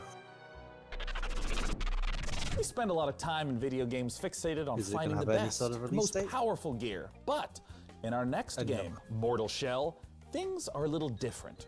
You aren't scouring a dungeon looking for a +1 sword. They look You're alright. exploring a shattered world for the remains of defeated warriors that you then possess like a ghost. These are the Mortal Shells, and they're much more than mere pieces of armor and stats. Each one has a complicated backstory, a playstyle, and an identity that might give you mixed feelings about the body you're occupying. Coming later this year exclusively to the Epic Games Store on PC, let's take a look at this gorgeous and brutal action game, Mortal Shell. I foresaw this. Scratched sigils on the walls. Counted the days until you'd gone. A million eyes peering across time and space, yearning for a glimpse of the unknown. PC Gaming Show. You seem different. Advertised. It's like Dark Souls. Consecrated fires revealed cinders and shadows. But beneath it all, no monsters, no gods, only oblivion.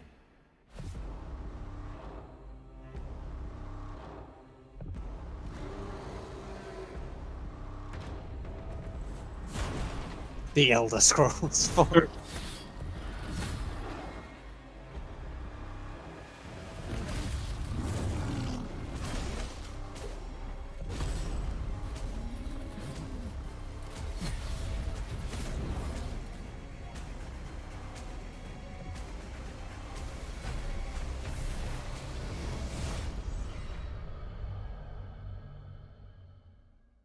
I expected that you died. Hey, it's Sartorius. Yeah, looks alright. Yeah. It's like, a lot of them, it's just like, yeah, I played them. Epic, PS, PlayStation, and Xbox One. So It's funny how now my Wait, stream is there's slightly... more. We've gotten the chance to see some of the core game. I guess 4. Otherwise, they would have said 5. It would have been a PS5 show, I guess. Type of RPG. And in our second piece of Mortal Shell footage, we'll see a boss that isn't just a one-and-done threat. Instead, it's a constant adversary throughout the campaign. Yeah, the it's Hattern is a PS4. mysterious It figure did get who stalks shown the player throughout Mortal a Shell. day ago. As you grow in skill and master new weapons, so will he. A The few clip days we're about ago, to even. watch shows the player's very first duel with the elusive adversary. I think it was different. I know they announced there's going to be a beta next month on PC.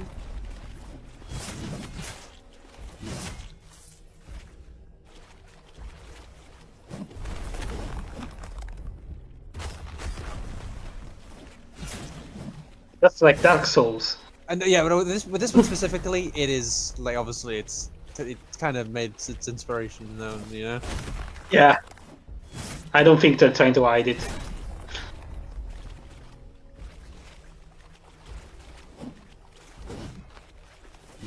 I mean, even the movements, look at them. Look at how the boss moves. And tell me this isn't Dark Souls. Seems to have some gimmicks to it.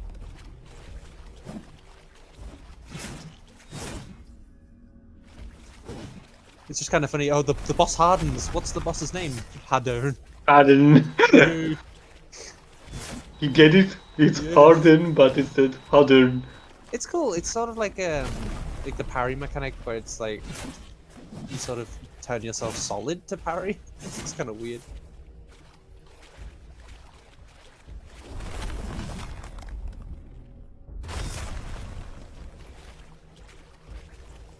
So what's actually stopping him from just continuously hitting? Because it looks like the stamina meter is like the stamina barely goes down whenever they attack.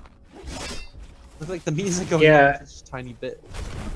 guess it's just the fact that the bosses can basically interrupt you during the middle of a combo anyway. Or maybe it's just to make it look more spectacular, I guess. Yeah. I feel like this is like the dullest way to show off that game, though. Yeah.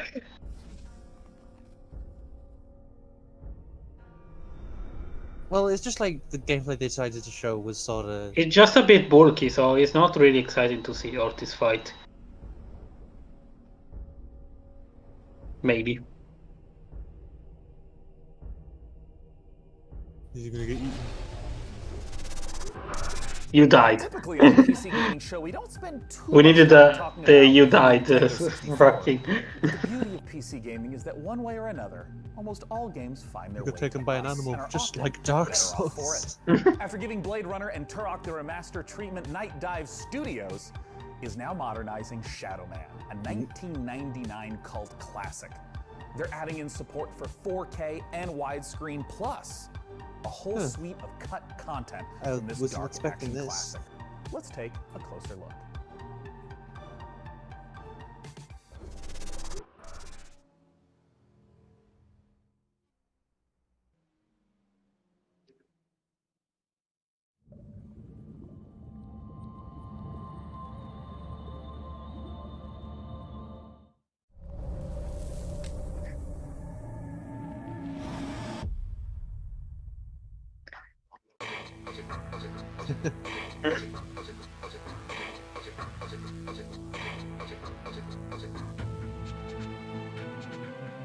Well, it's basically, if it's like Turok and whatnot, they didn't do too much with it. It's mainly just like higher frame rates and resolutions, and maybe like some better like UI scaling and stuff. But yeah, like Turok, the ones they did for that, they basically have like better frame rate resolution, and they got rid of like all the fog that was in the original versions that like limited the draw distance. Yeah, I suppose they're doing full-on- something like that. Yeah, so it's just like it's like a sort of like a simple-ish remaster rather than like anything fancier than that.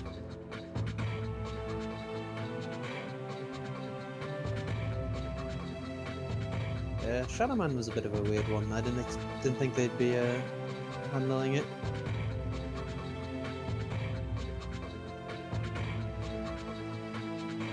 Again, another trailer that's not that interesting though. But I imagine anybody that's Yeah, it doesn't need to be this long. Yeah, it's a game that already exists, and the video quality doesn't make it that obvious how much change. Like, it's obviously they still improve things, but it's like it being a remaster, it's not like that different. In development. It's still going to be the better version to play though. So. I am on a first-name basis with our next And guest. again, as well, he has like been again, here like at they the said, they PC were going to be Gaming adding Show in like the 6 content and years stuff, which should be running. interesting. From Tripwire Interactive, Like, I like the stuff like president that. himself, it's John Gibson. Thanks so much for joining us, John. Sean, it's my pleasure. I'm so excited to be back with you again to talk about so much cool stuff happening at Tripwire. Yeah, you guys have been doing a lot of stuff, and I just want to kick off by asking, talk to me about Killing Floor 2. So Killing Floor 2 just released the Perilous Plunder Summer Update. It's got 4 new weapons: Blunderbuss, Glock 18, Kaboom Stick, Tesla Launcher, new official map called Desolation, Space Pirate themed outfits. I'm surprised they're still updating this game. Until July 7th. Yeah, well, they And have right like now, skins it's free and on Steam loot for a box week, so you stuff, can go I play think, it. from I what also I want remember, to ask for the so follow-up to a they game can that just was make announced money at the that way. PC Gaming Show, Chivalry 2. Talk Gotta about get that Chivalry money. 2. So we're working with Torn Banner Studios, we're publishing, Torn Banner's developing, and Chivalry 2 is coming along great. It's so fun. Yeah, and it'll we're probably be excited alive to for like announce a some month, and big then everyone news, will learn all the crossplay exploits and it'll die. between the PC and the consoles, so you can hack and slash your console friends It's in like- Chivalry 2. And Especially what last, happened the with game Mod that has Power. been so popular on Twitch. Talk to me about Man-Eater. It's like Yeah, people just so figure we out all were the so way to do all like excited the to weird get movements and Man-Eater stuff. yes, going. Shark Simulator. We've shown it to you guys originally in 2018. We had all that fun with Frankie in the shark suit, which I'm The game kind of actually seems missing. okay. The game is doing Yeah, great. it's not bad. People are loving it. So I mean, much it's fan what you love, get. It's so a many serious fan shark simulator videos. game. We're just really happy to have it out You, there. you be a It's shark, you kill RPG. people. lots of humans. You don't really need to do And much. it's such a funny game too. You know, you've talked a little bit about what games, what has been announced from Tripwire Interactive. It's already out. What's coming up next for Tripwire? Yeah. So I wish we could come forward and announce an all-new game, and that would be great, but I can give you a few hints. So Chivalry 2, is in process. It's going to be coming out in the not too distant future, hopefully. Maneater, we're taking the community feedback and we're looking at things that we can add to the game. So you haven't seen the last of Maneater. And Killing Floor 2, the game came out in 2015. So we're really thinking about what's next for the Killing Floor franchise. So stay tuned.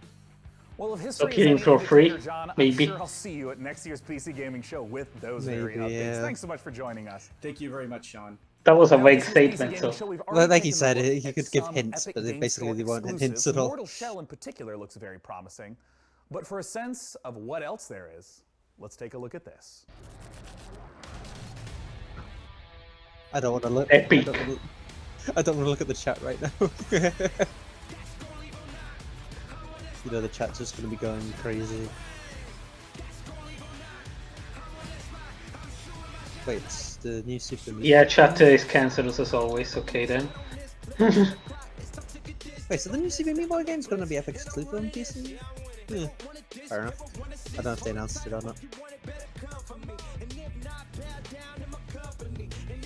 Yeah, Unexplored 2 looks alright. I think it's being funded through Fig, which I don't think anyone really remembers exists.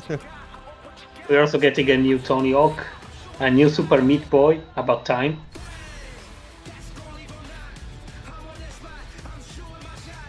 Yep, Apparently it is. But I didn't know. I'm pretty sure, yeah, all these are supposed to be Epic exclusive, at least on PC. And yeah, I didn't know about the Super Meat Boy.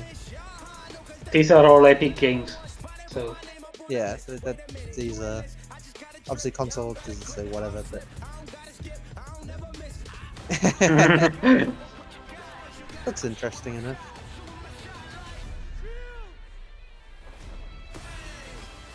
Probably not.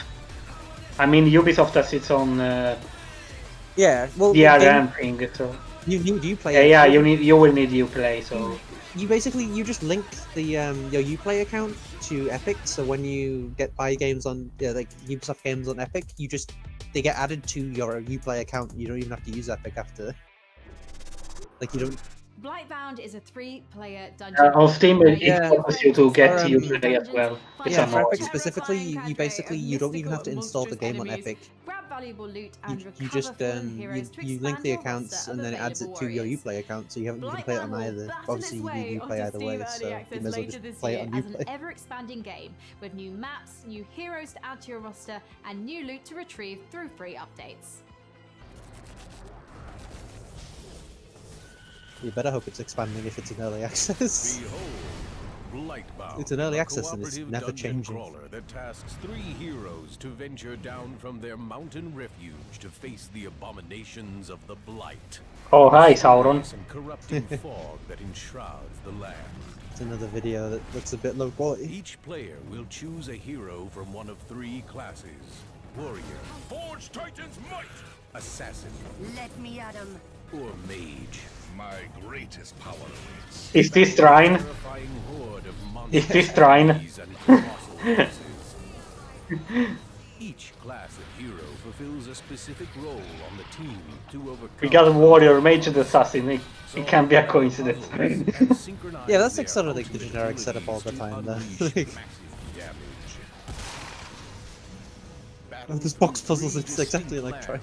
Each with several dungeons to conquer. I don't know, watching stuff like this kind of just makes me want to play Dragon's Crown again. Underhold and the precarious Blood Ridge. Jokes aside, it doesn't look bad. It doesn't look bad, it just sort of looks fine. Again, another game that'd be better playing with other people than solo. Yeah, it's probably a game that's best played with friends. Also, did you briefly see there was a little Windows tab thing saying it had another game name on it. I think somebody like moused over something in the background box. I missed that. It just had a little tag showing Remnant from the Ashes, as if somebody'd hovered over a video or something. About PC gaming is its openness. The PC is a platform where anyone can build stuff, tinker, and express themselves. And that spirit invites creators, streamers, developers, stores, and all kinds of different voices to contribute to PC gaming's vibrancy. We've already featured a lot of exciting independent games here today, but in rapid fire succession, here are 8 more indie projects that we're excited about. Shadows of Doubt is a detective stealth game set in a fully simulated sci-fi noir city.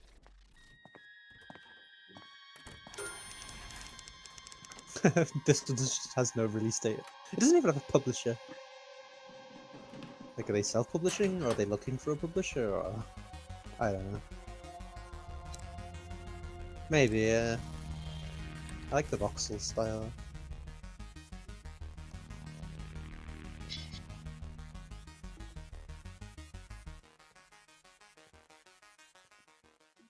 That's kind of like a cool UI. You fall into an Little ancient Roman notes utopia, and stuff. only to find it full of people, mysteries, and difficult moral choices.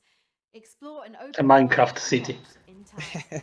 Each day I grow more and more afraid that our time in the sun is almost Ah, wait, no, this is a Minecraft then. Somebody is about to end our lives. Your job. There was a PC Gamer quote. Insert meme of Obama rewarding itself. PC Gamer awarding a medal to PC Gamer. Good thing you hit that shot from like Find point your blank own range. truth in Paradise Killer, a Some of that first-person footage definitely made it look open-world like a murder mod for a game. Play This as is supposed to be like investigation based on it freak rather Lady than Love Dies a as mod. they explore the world, uncover the facts, and Yeah. breathe life I back think this into sounds familiar. paradise. There's been a murder. Last night, Paradise was killed. I'm investigation freak Lady Love Dies, reporting for duty. It's my job to scour the Interesting name. Paradise. This music sounds very Persona-y. Yeah. Psychopaths could have done it. Just Breathing parts of life it, and back then into it Paradise switches. won't be easy. When love dies, all that remains are the facts. That's all the character art. All the characters are 2D artwork. Haven is an RPG about the journey of two lovers escape to a lost planet to stay together. Huh. Yeah, I didn't recognize it. Oh, the Game Bakers. They did Fury. More wrestling. There hasn't been much shown off of this from what I remember. At worst, I kill them. Whoa, you. Oh, come on. Dodge this one! Got it. You rock! You like that? That's gotta hurt. Oh, hey, this art style is really familiar. I think it's a Russian artist.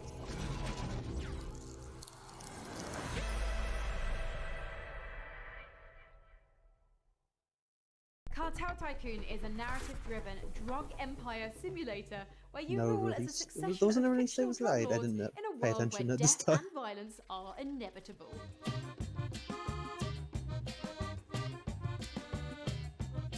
Tiny Build. Feels like they publish a lot of stuff. Yeah, Tiny Build is very active.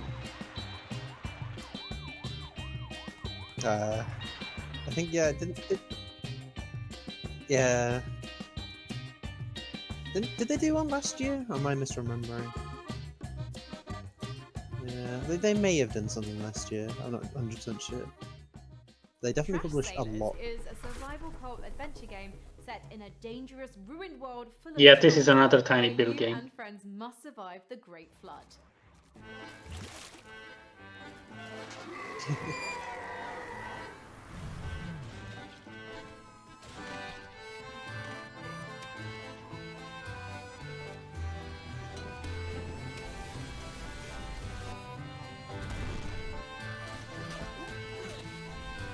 Alright.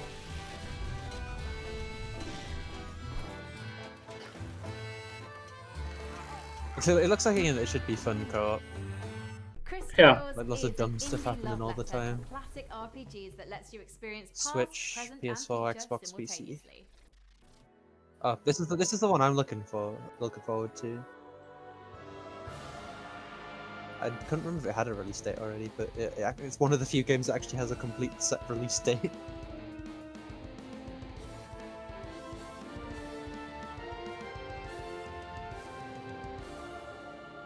So another one that seems way quieter than the rest. The art looks nice. Yeah, it looks like this in-game too. Like, I don't know if they're actually going to show the gameplay off, because there's already been a demo available, so... I feel like it'd be kind of weird if they don't show Oh, it. it's also coming to PS5 and Set in a Xbox. vibrant fantasy Yeah. world created in collaboration with RPG But yeah, veteran the actual Chris in-game Avallone, art style looks like Alalov that too, offers fast-paced which is action nice. with It has like a deep time narrative, travel bringing thing going on. ARPG dynamics to a new level with a skill-based gameplay inspired by great classics and modern Oh, yeah. masterpieces.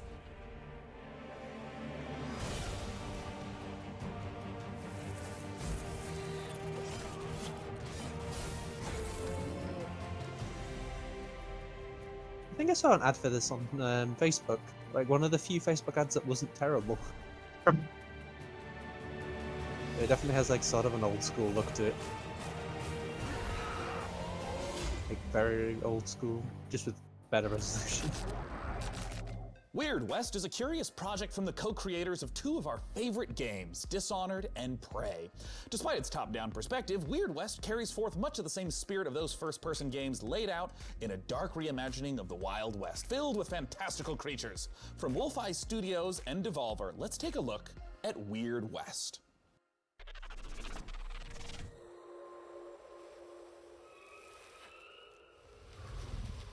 The West, the land of opportunity.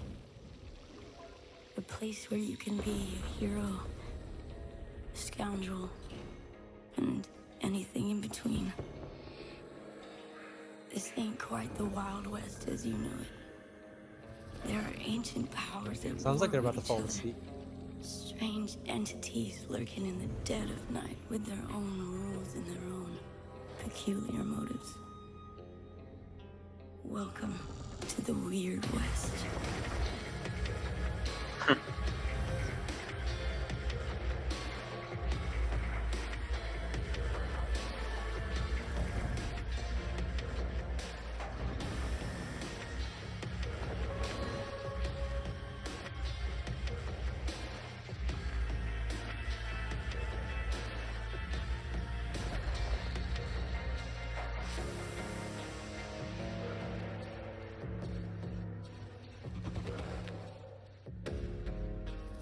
Coming out here could be the best thing that ever happened to you. If you can survive, that is. Joining me to talk about Weird West is the president and creative director at Wolf-Eye Studios. It's Raf Colantonio. How's it going, Raf? Hi, I'm great. How are you? Nearly at the I end am of this awesome now. and I wonder if eager they're to gonna have talk something big about at the this end. game. Or And not. I want to start with something very straightforward. What is Weird West? Weird West is an action RPG that is set in an environment that is called the Weird West. And it's very much of the kind of games that I've been working on in the past, except that the perspective is more like a isometric top-down kind of view.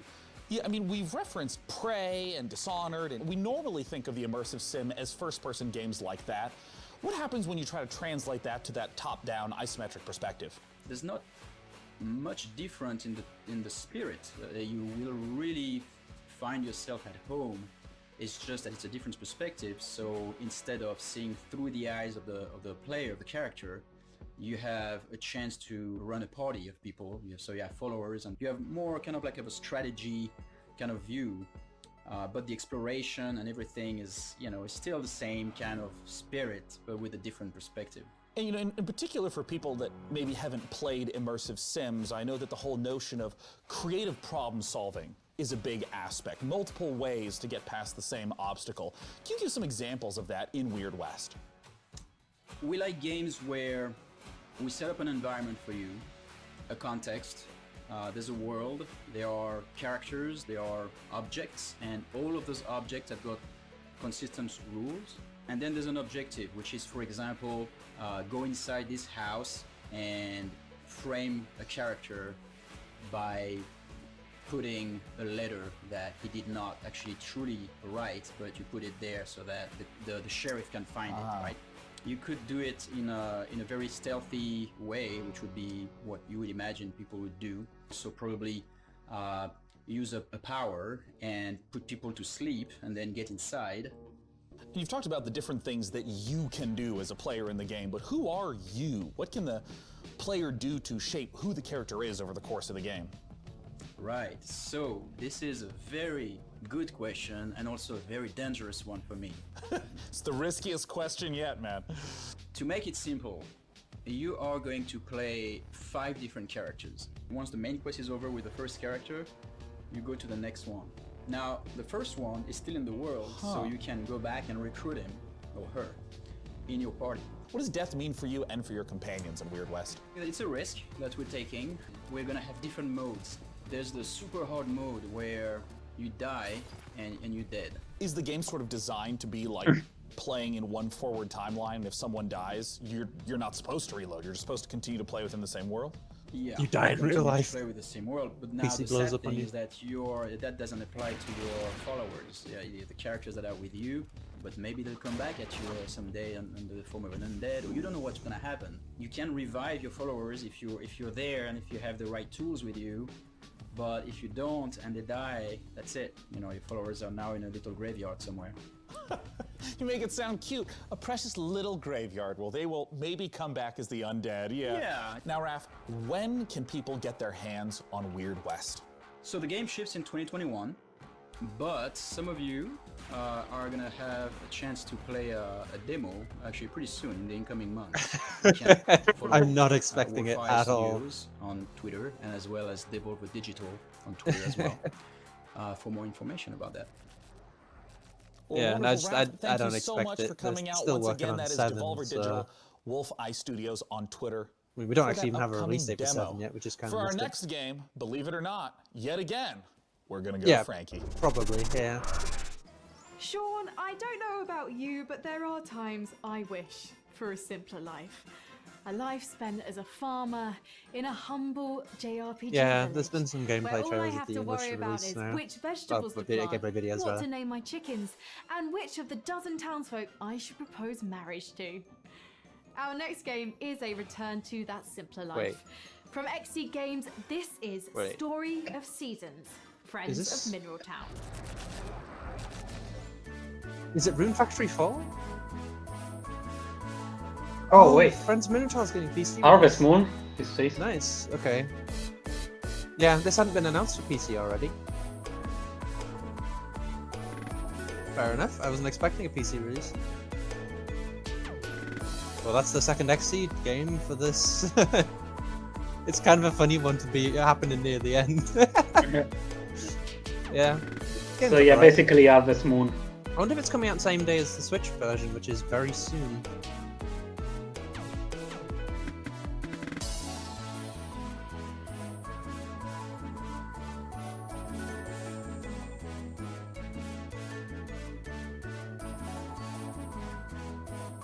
It's still kind of funny. They can't even call these games Harvest Moon now because of Natsume. Yeah. They're still literally the same games in Japan, but here they have to be called something different. I'm so happy that you've been sending in your Oh, so reactions, come in your the same day as the memes, Switch your release. takes of various I'm pretty temperatures sure. throughout the show. Through the wonderful magic of motion graphics, you can even read them before your very eyes right now. I'm delighted by so many of them. Furious at a few, but I'm confused by none because you're just making a lot of sense today. We're in the home stretch of the show, so please continue to let us know which PC games you're excited about by using hashtag #PCGamingShow. Now, when it comes to genres, there are few as ambitious on PC as the MMO. Yakuza 3 to 5. It requires a vast amount of resources to create a rich, living, breathing world to entertain hundreds of thousands of players That's for on years. mobile. And I know this because I watched Season 1 of Mythic Quest. Due on Which is closed never getting an English beta on release. July 23rd, I mean, Amazon it Games' had New Ichiban in it World first aims to before deliver Yakuza that 7. vast open world with pitched battles of 100 That's why people players. were confused as to I'm excited to announce if today Ichiban that was if you supposed to be the pre-order main New character for World 7 right or if it's just now, you for can get Yakuza into that Online. July 23rd beta a full month before the full release is this New on World? August 25th. This is New World. Yeah. Is this his new world? Yeah.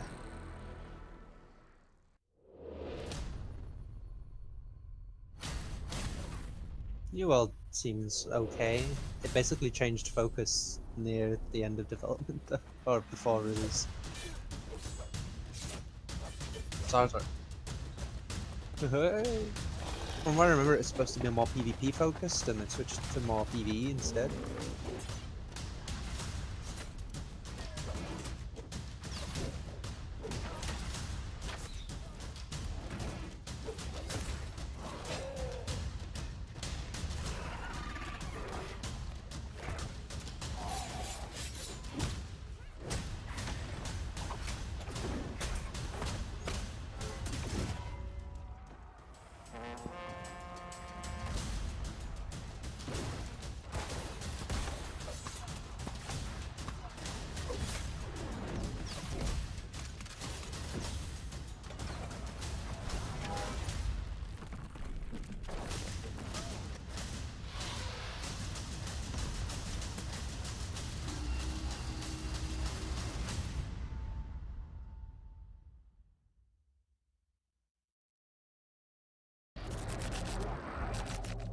yeah. Here on the that's not PC Gaming too Show, far we're away big either. fans of Life is Strange, the award-winning adventure series from developer Dontnod.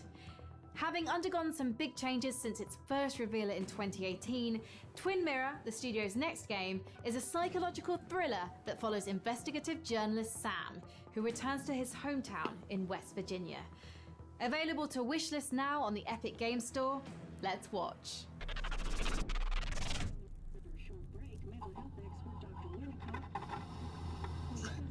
Yeah. West Virginia.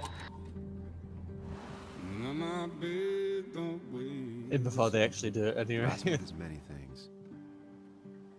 Peaceful tops that list. Until that day. You're the one in the driver's seat, Sam. I can't make you do anything. Coming back to Basswood was your idea. Just try and make sure you don't do anything stupid. I know you think that the only thing waiting for you down there is hurt. You might be right.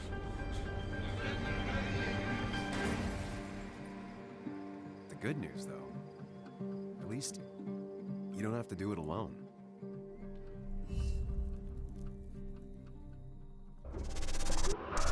You may have seen Metal Hellsinger announced earlier this week, and today we get the opportunity to take a closer look Wonder at if it's this going to be unique another game episodic that thing. the studio bills as a rhythm FPS.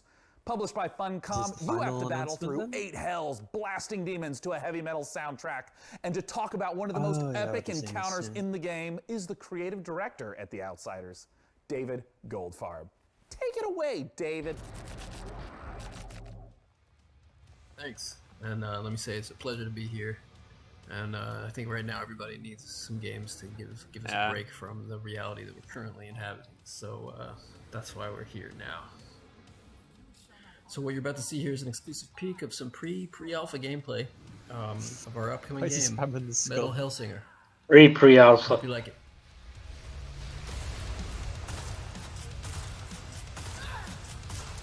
So very early.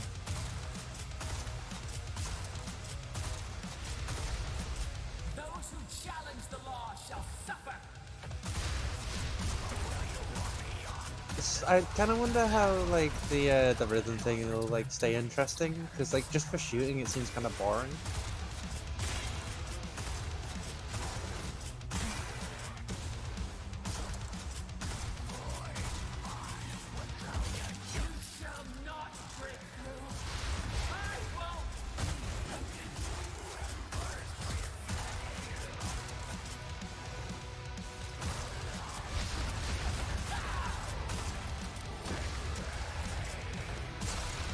Like, it doesn't feel like the whole rhythm thing really adds anything. Yeah. Like maybe they'll work on it more for like later. I'm not even sure if you have to follow the rhythm thing. Well, you get some.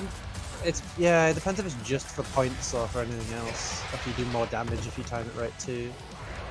But it's like it literally only seems to be applying to like shooting. It's like why not apply it to the actual like boss patterns and like other things you have to do.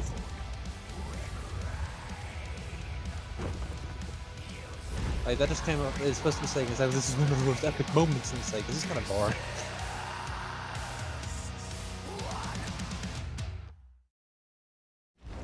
Like that made me less interested in it. Hello everybody, Felicia Day here, and I play the Magician in the Dungeons of Nahelbeck, The Amulet of Chaos.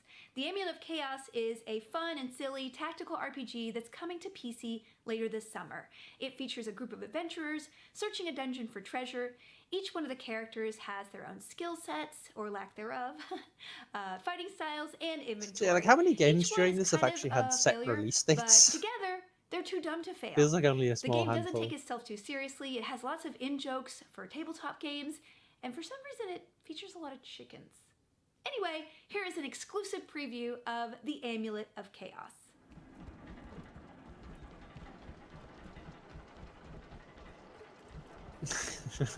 I guess like some proper actual again? gameplay. I'd Like... expected your asses to be turned into lampshades by now. You roach! I'm pissed. Ha! Pleased to meet you, pissed. I'm Revax. What a burn! We'll smash your rotten brains out of your skull. I'm surprised they don't have to censor any of this stuff. Attack! Guards, guards! Dispatch these smelly bushwhackers! Zivat relic hizmat!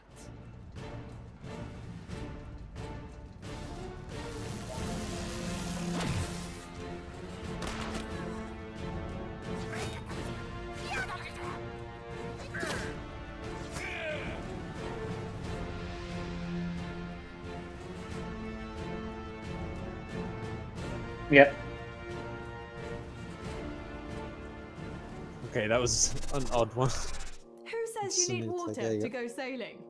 Our next game, Red Sails, puts you on a boat We are in 2 the hours middle of now. a sea Yeah, of desert. I'm guessing we're near the end. In this intriguing narrative adventure, you rescue stranded people I think while it's looking like for the around rest 2 of your hours. clan. So Let's take a look at Red Sails. it's like the PS5 one was like an hour 20 or whatever. So it might run slightly over 2 hours.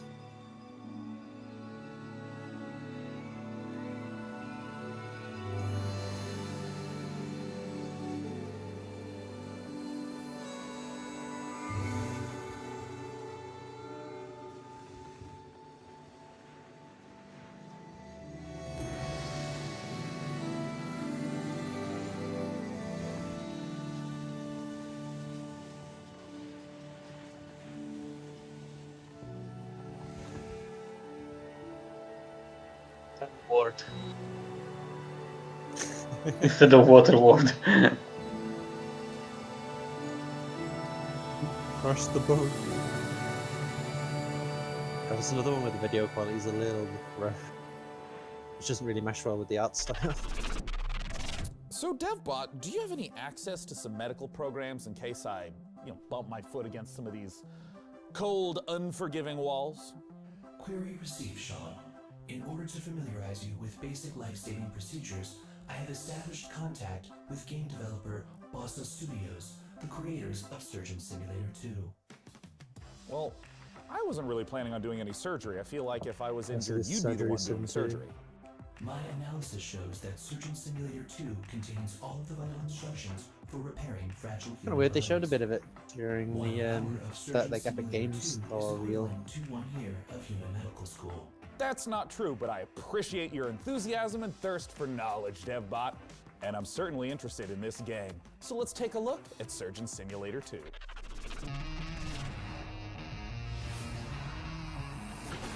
I was kind of shown a bit in the Epic Games part. But okay. Yeah.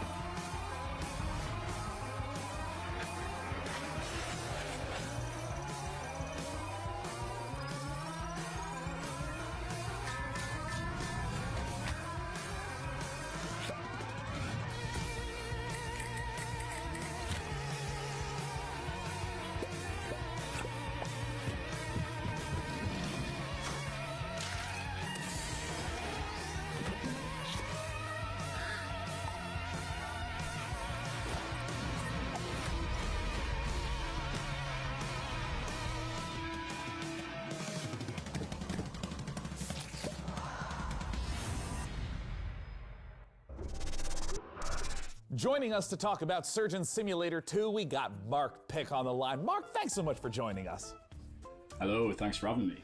So, for anyone who has not experienced the hilarity of Surgeon Simulator 1, can you just give us the gist and tell us, what is Surgeon Simulator 2 all about?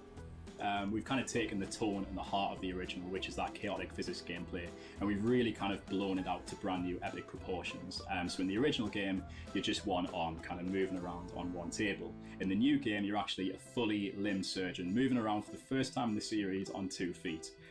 In the original game as well, yeah, right. What an innovative feature in 2020.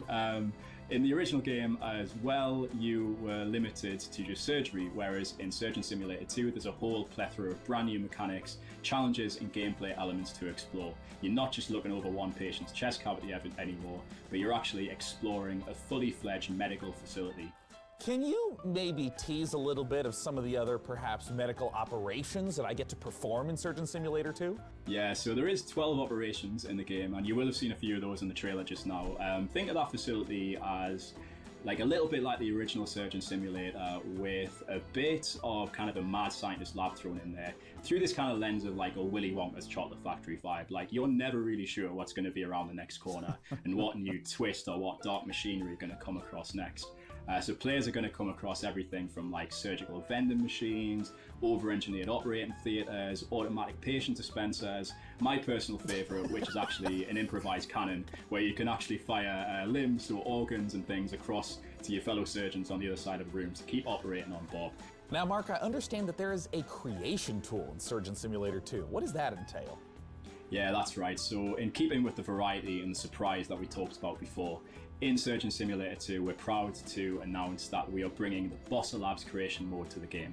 Now, in creation mode, you as a solo player or in a group of up to 4 players can get stuck into the very same tools that we as designers and developers use to build our very own story mode. It's an easy to use, intuitive, friendly set of tools where it's as much fun to create as it is to play. So I want to ask, what are some of the examples of the types of levels, the types of creations that people have made? That's a great question. So we've been live for the last few months already. The wealth and the variety of content made by players so far has been really, really incredible to see. So there's been everything in there from traditional takes on surgery, like the end of the original game. We've also got ghost ships in there. We've got bowling alleys. We've even got a take on the Surgeon Olympics, where people are bouncing around Bob's head and using that as a ball. And then we've got my personal favourite, which is the kind of the take on the bottle flip challenge. So I don't know if you're familiar with that, but where you can kind of flip a bottle with the hands and kind of, it's not the easiest thing to do with the Surgeon Simulator hand. And you just kind of step back and see the physics chaos play out, and it's a lot of fun. It's very satisfying to see play out. Mark, I had a blast playing Surgeon Simulator 1. When can people play Surgeon Simulator 2, and how do they get access to this creation workshop you've mentioned? Surgeon Simulator 2 is coming to the Epic Game Store in August 2020, and you can pre-order that right now. You can also go to surgeonsimulator.com for more information and follow us at SurgeonSim on Twitter to learn more. Mark, thank you so much for joining us today. Thank you. That's Mark Pick. I'm Sean Plott. Let's go to Frankie Ward. Sean, you'll remember our next developer from their appearance in the PC Gaming Show way back in 2015. Hello Games are a small UK indie studio, perhaps better known for building the infinite, procedurally generated universe of No Man's Sky. But their next big release is an altogether more intimate, handcrafted affair. The Last Campfire is an adventure game, a story of a lost ember trapped in a puzzling place, searching for meaning and a way home. Let's check it out.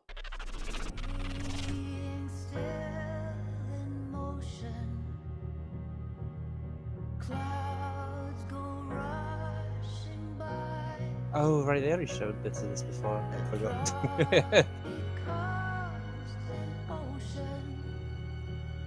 Yeah, I don't remember now.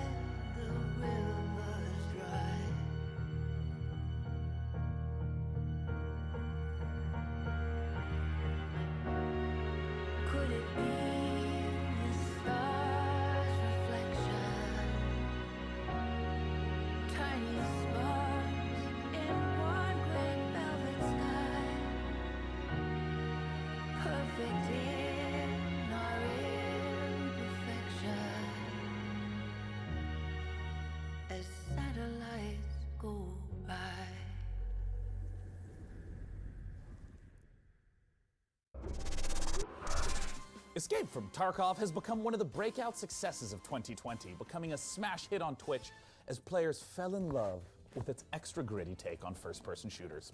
But as anyone who works on the internet will tell you, the people always want more. Yeah, and more we've got for you today. Because in a moment, I'm going to be speaking to one of the game's developers about what's coming next. And that includes a spicy new map. Hey, DevBot, why don't you show them what we got?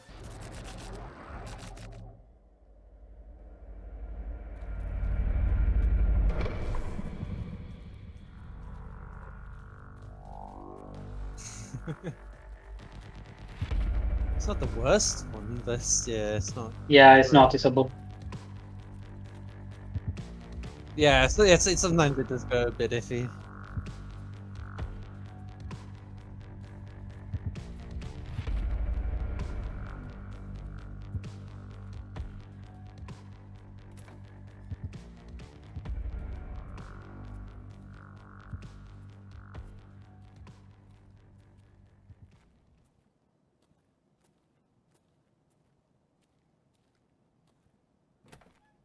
Typical Tarkov gameplay of having to walk around the place very slowly and then getting one shot. I'm waiting for it. Depends. You can play it solo, but it's basically like low time to kill and like minimal UI and stuff. It's basically like you walk around very slowly just so you don't get you don't just get shot from like a million miles away. Or from somebody hearing you.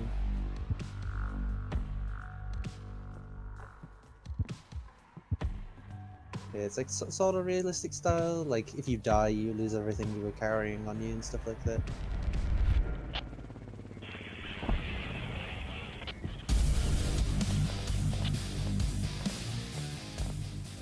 It's also a very interesting Here with me to gameplay. talk about what's coming next. I mean, is Nikita that seems about right from for Tarkov Battlestate gameplay. Games. Thanks so much for joining us today, Nikita. Thank you for having me. It was definitely I not the would best love way to if you show would it kick still, off by just for anyone who hasn't played or seen Escape from Tarkov, how does a session of Escape from Tarkov work? What makes it different from, say, a class-based shooter or a battle royale? It's more. I feel like anybody that hasn't played it, if watching that trailer, probably does not want to make them play it. Location through extract points, and you need to actually save your life and save your gear and your loot. And if you die, you will lose everything. So how does the new map compare to the existing map set in Tarkov? It will be the biggest and the most detailed location ever. It will be a lot of explorable buildings, undergrounds. It's like an attempt to simulate the city, the realistic modern city. So give me a breakdown of what's coming up in this Lots of upcoming places for patch people to be creeping around in corners. 12.7 is more like a technical patch. It will include the big addition called the expansion of Customs location. Customs is the pretty iconic location for the EFT. It will like enlarge the overall area by 30 or even 40%. The next updates we will totally like overhaul the whole skill system, and there will be new boss called Senator. This boss will able to heal his partners and like search for stashes, so we always try to bring something new in terms of new bosses. Really big amount of cool features are to come this year. We'll try to bring some new experience for you. Escape from Tarkov has been playable for a long time. For anyone who's listening who hasn't yet played it, where should they go? They should go to our site, www.escapefromtarkov.com, and see for yourself. You could purchase it over there. So once again, escapefromtarkov.com to check it out. And Nikita, thanks so much for joining us. Thank you. It's a pleasure. For our next title at the PC Gaming Show, it's time to head on over to the inimitable Frankie Ward. Over the last decade, developer Red Barrels has given us some of the most messed up horror games ever created. The next game in the Outlast series offers more mind-numbing terror, but this time with friends. Outlast Trials is set during the Cold Aliens, War, and Colonial in this Marines 2. happy period of distrust, fear, and violence, you and your friends are human guinea pigs, involuntarily recruited to test advanced methods of brainwashing and mind control. Good times. But work together, and maybe you'll survive the Outlast Trials. Yeah.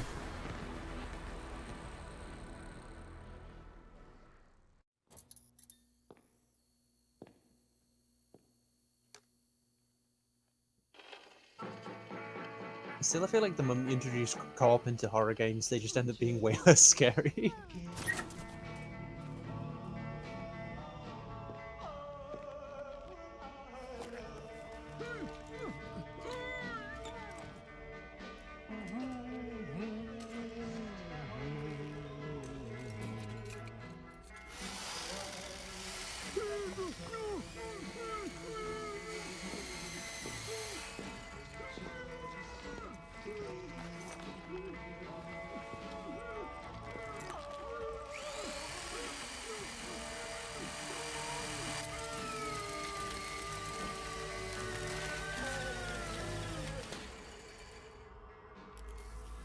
night vision device fully operational, sir.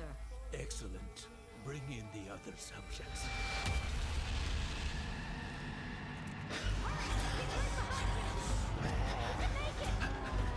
Grab my hand!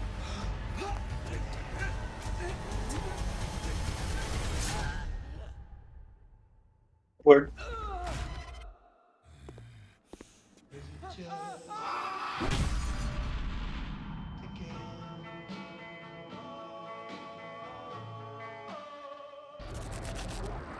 And with that, the 2020 PC Gaming Show is now complete.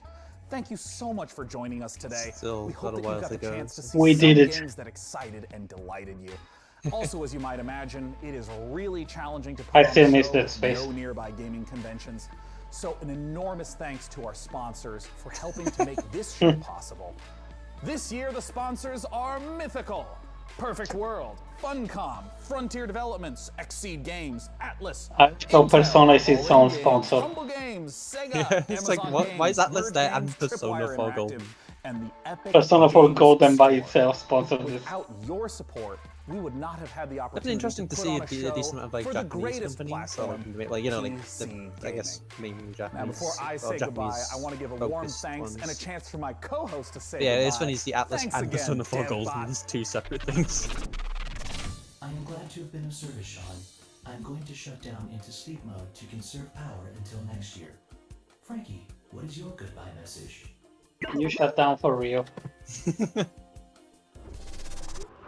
Thank you so much to all of our devs for your incredible games, and of course a massive thanks to our sponsors for making this all happen.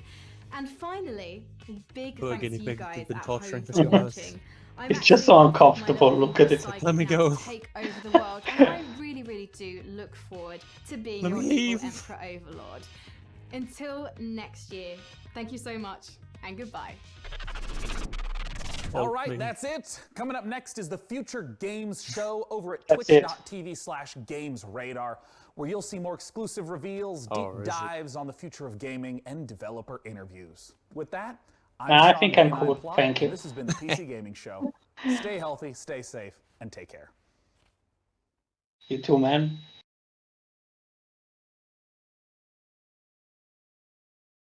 Hello. Yeah, it was alright. Or rather, I expected worse. It's about what I expected really from it. 'Cause it's not like the PC gaming thing. It they it just usually was have too long. load credits. Lots of stuff they could have avoided overall, but whatever. Yeah, I feel like a lot of these conferences, I'd rather just have the games be like announced and shown, and that's it. And then Yeah. have maybe like yeah, and like have like interviews and stuff. Yeah, I liked separate. what Sony did because it was basically here's the games, no bullshit, enjoy. And the icons and the shapes. You have the shapes. Yeah, every time. the shapes.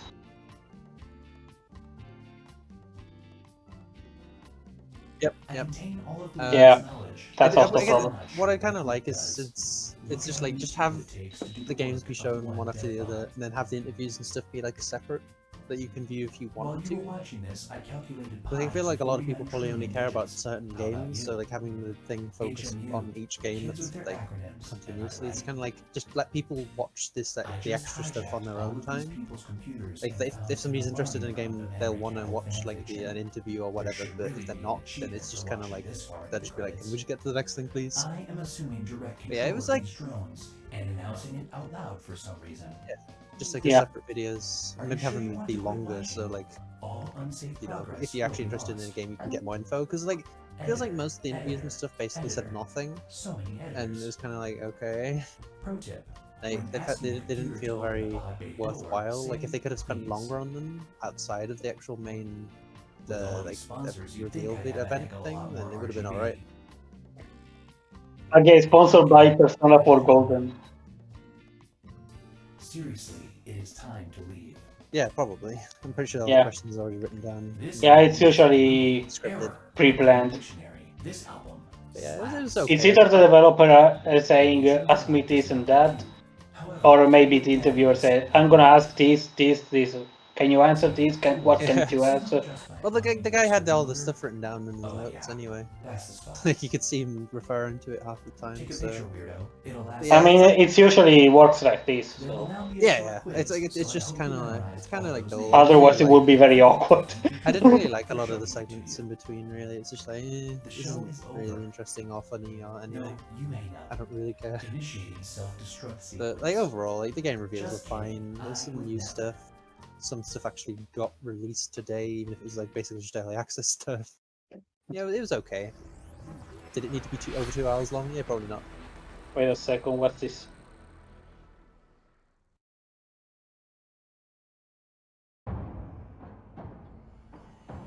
Almost game, I guess. What's that?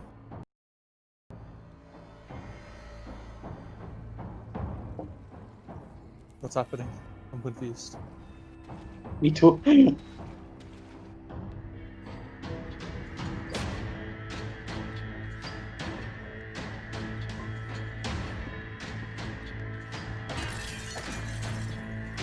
Pay frame rate. Wait, what are we watching now?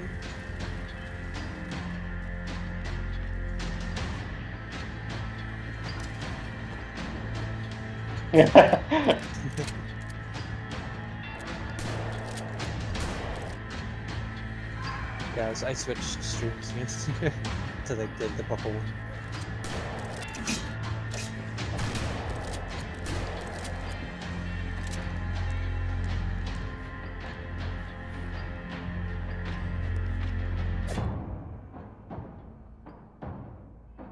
Okay, that was a weird trailer to leave at the end, but okay. Inside at last, welcome.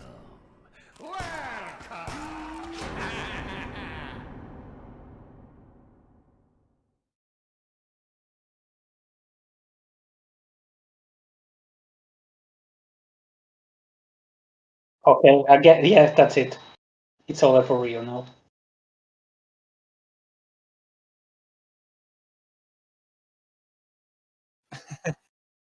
No, I think I'm done. I probably have to go for now anyway, so yeah. But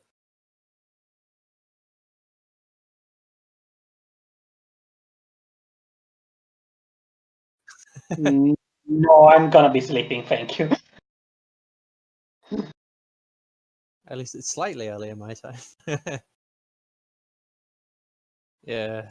I don't know. I don't really think there'll be that much there. Like I don't know. Feels like the EA ones are always kind of like whatever. Yeah, I mean, I don't really care about EA either, so to be honest. Yeah. I think they gave up on Origin at this point.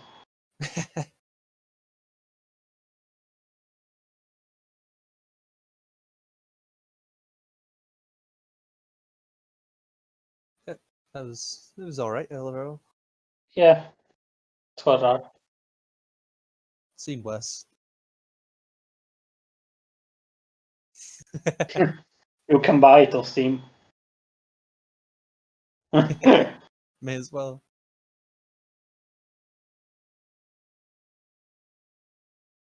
See ya. See ya.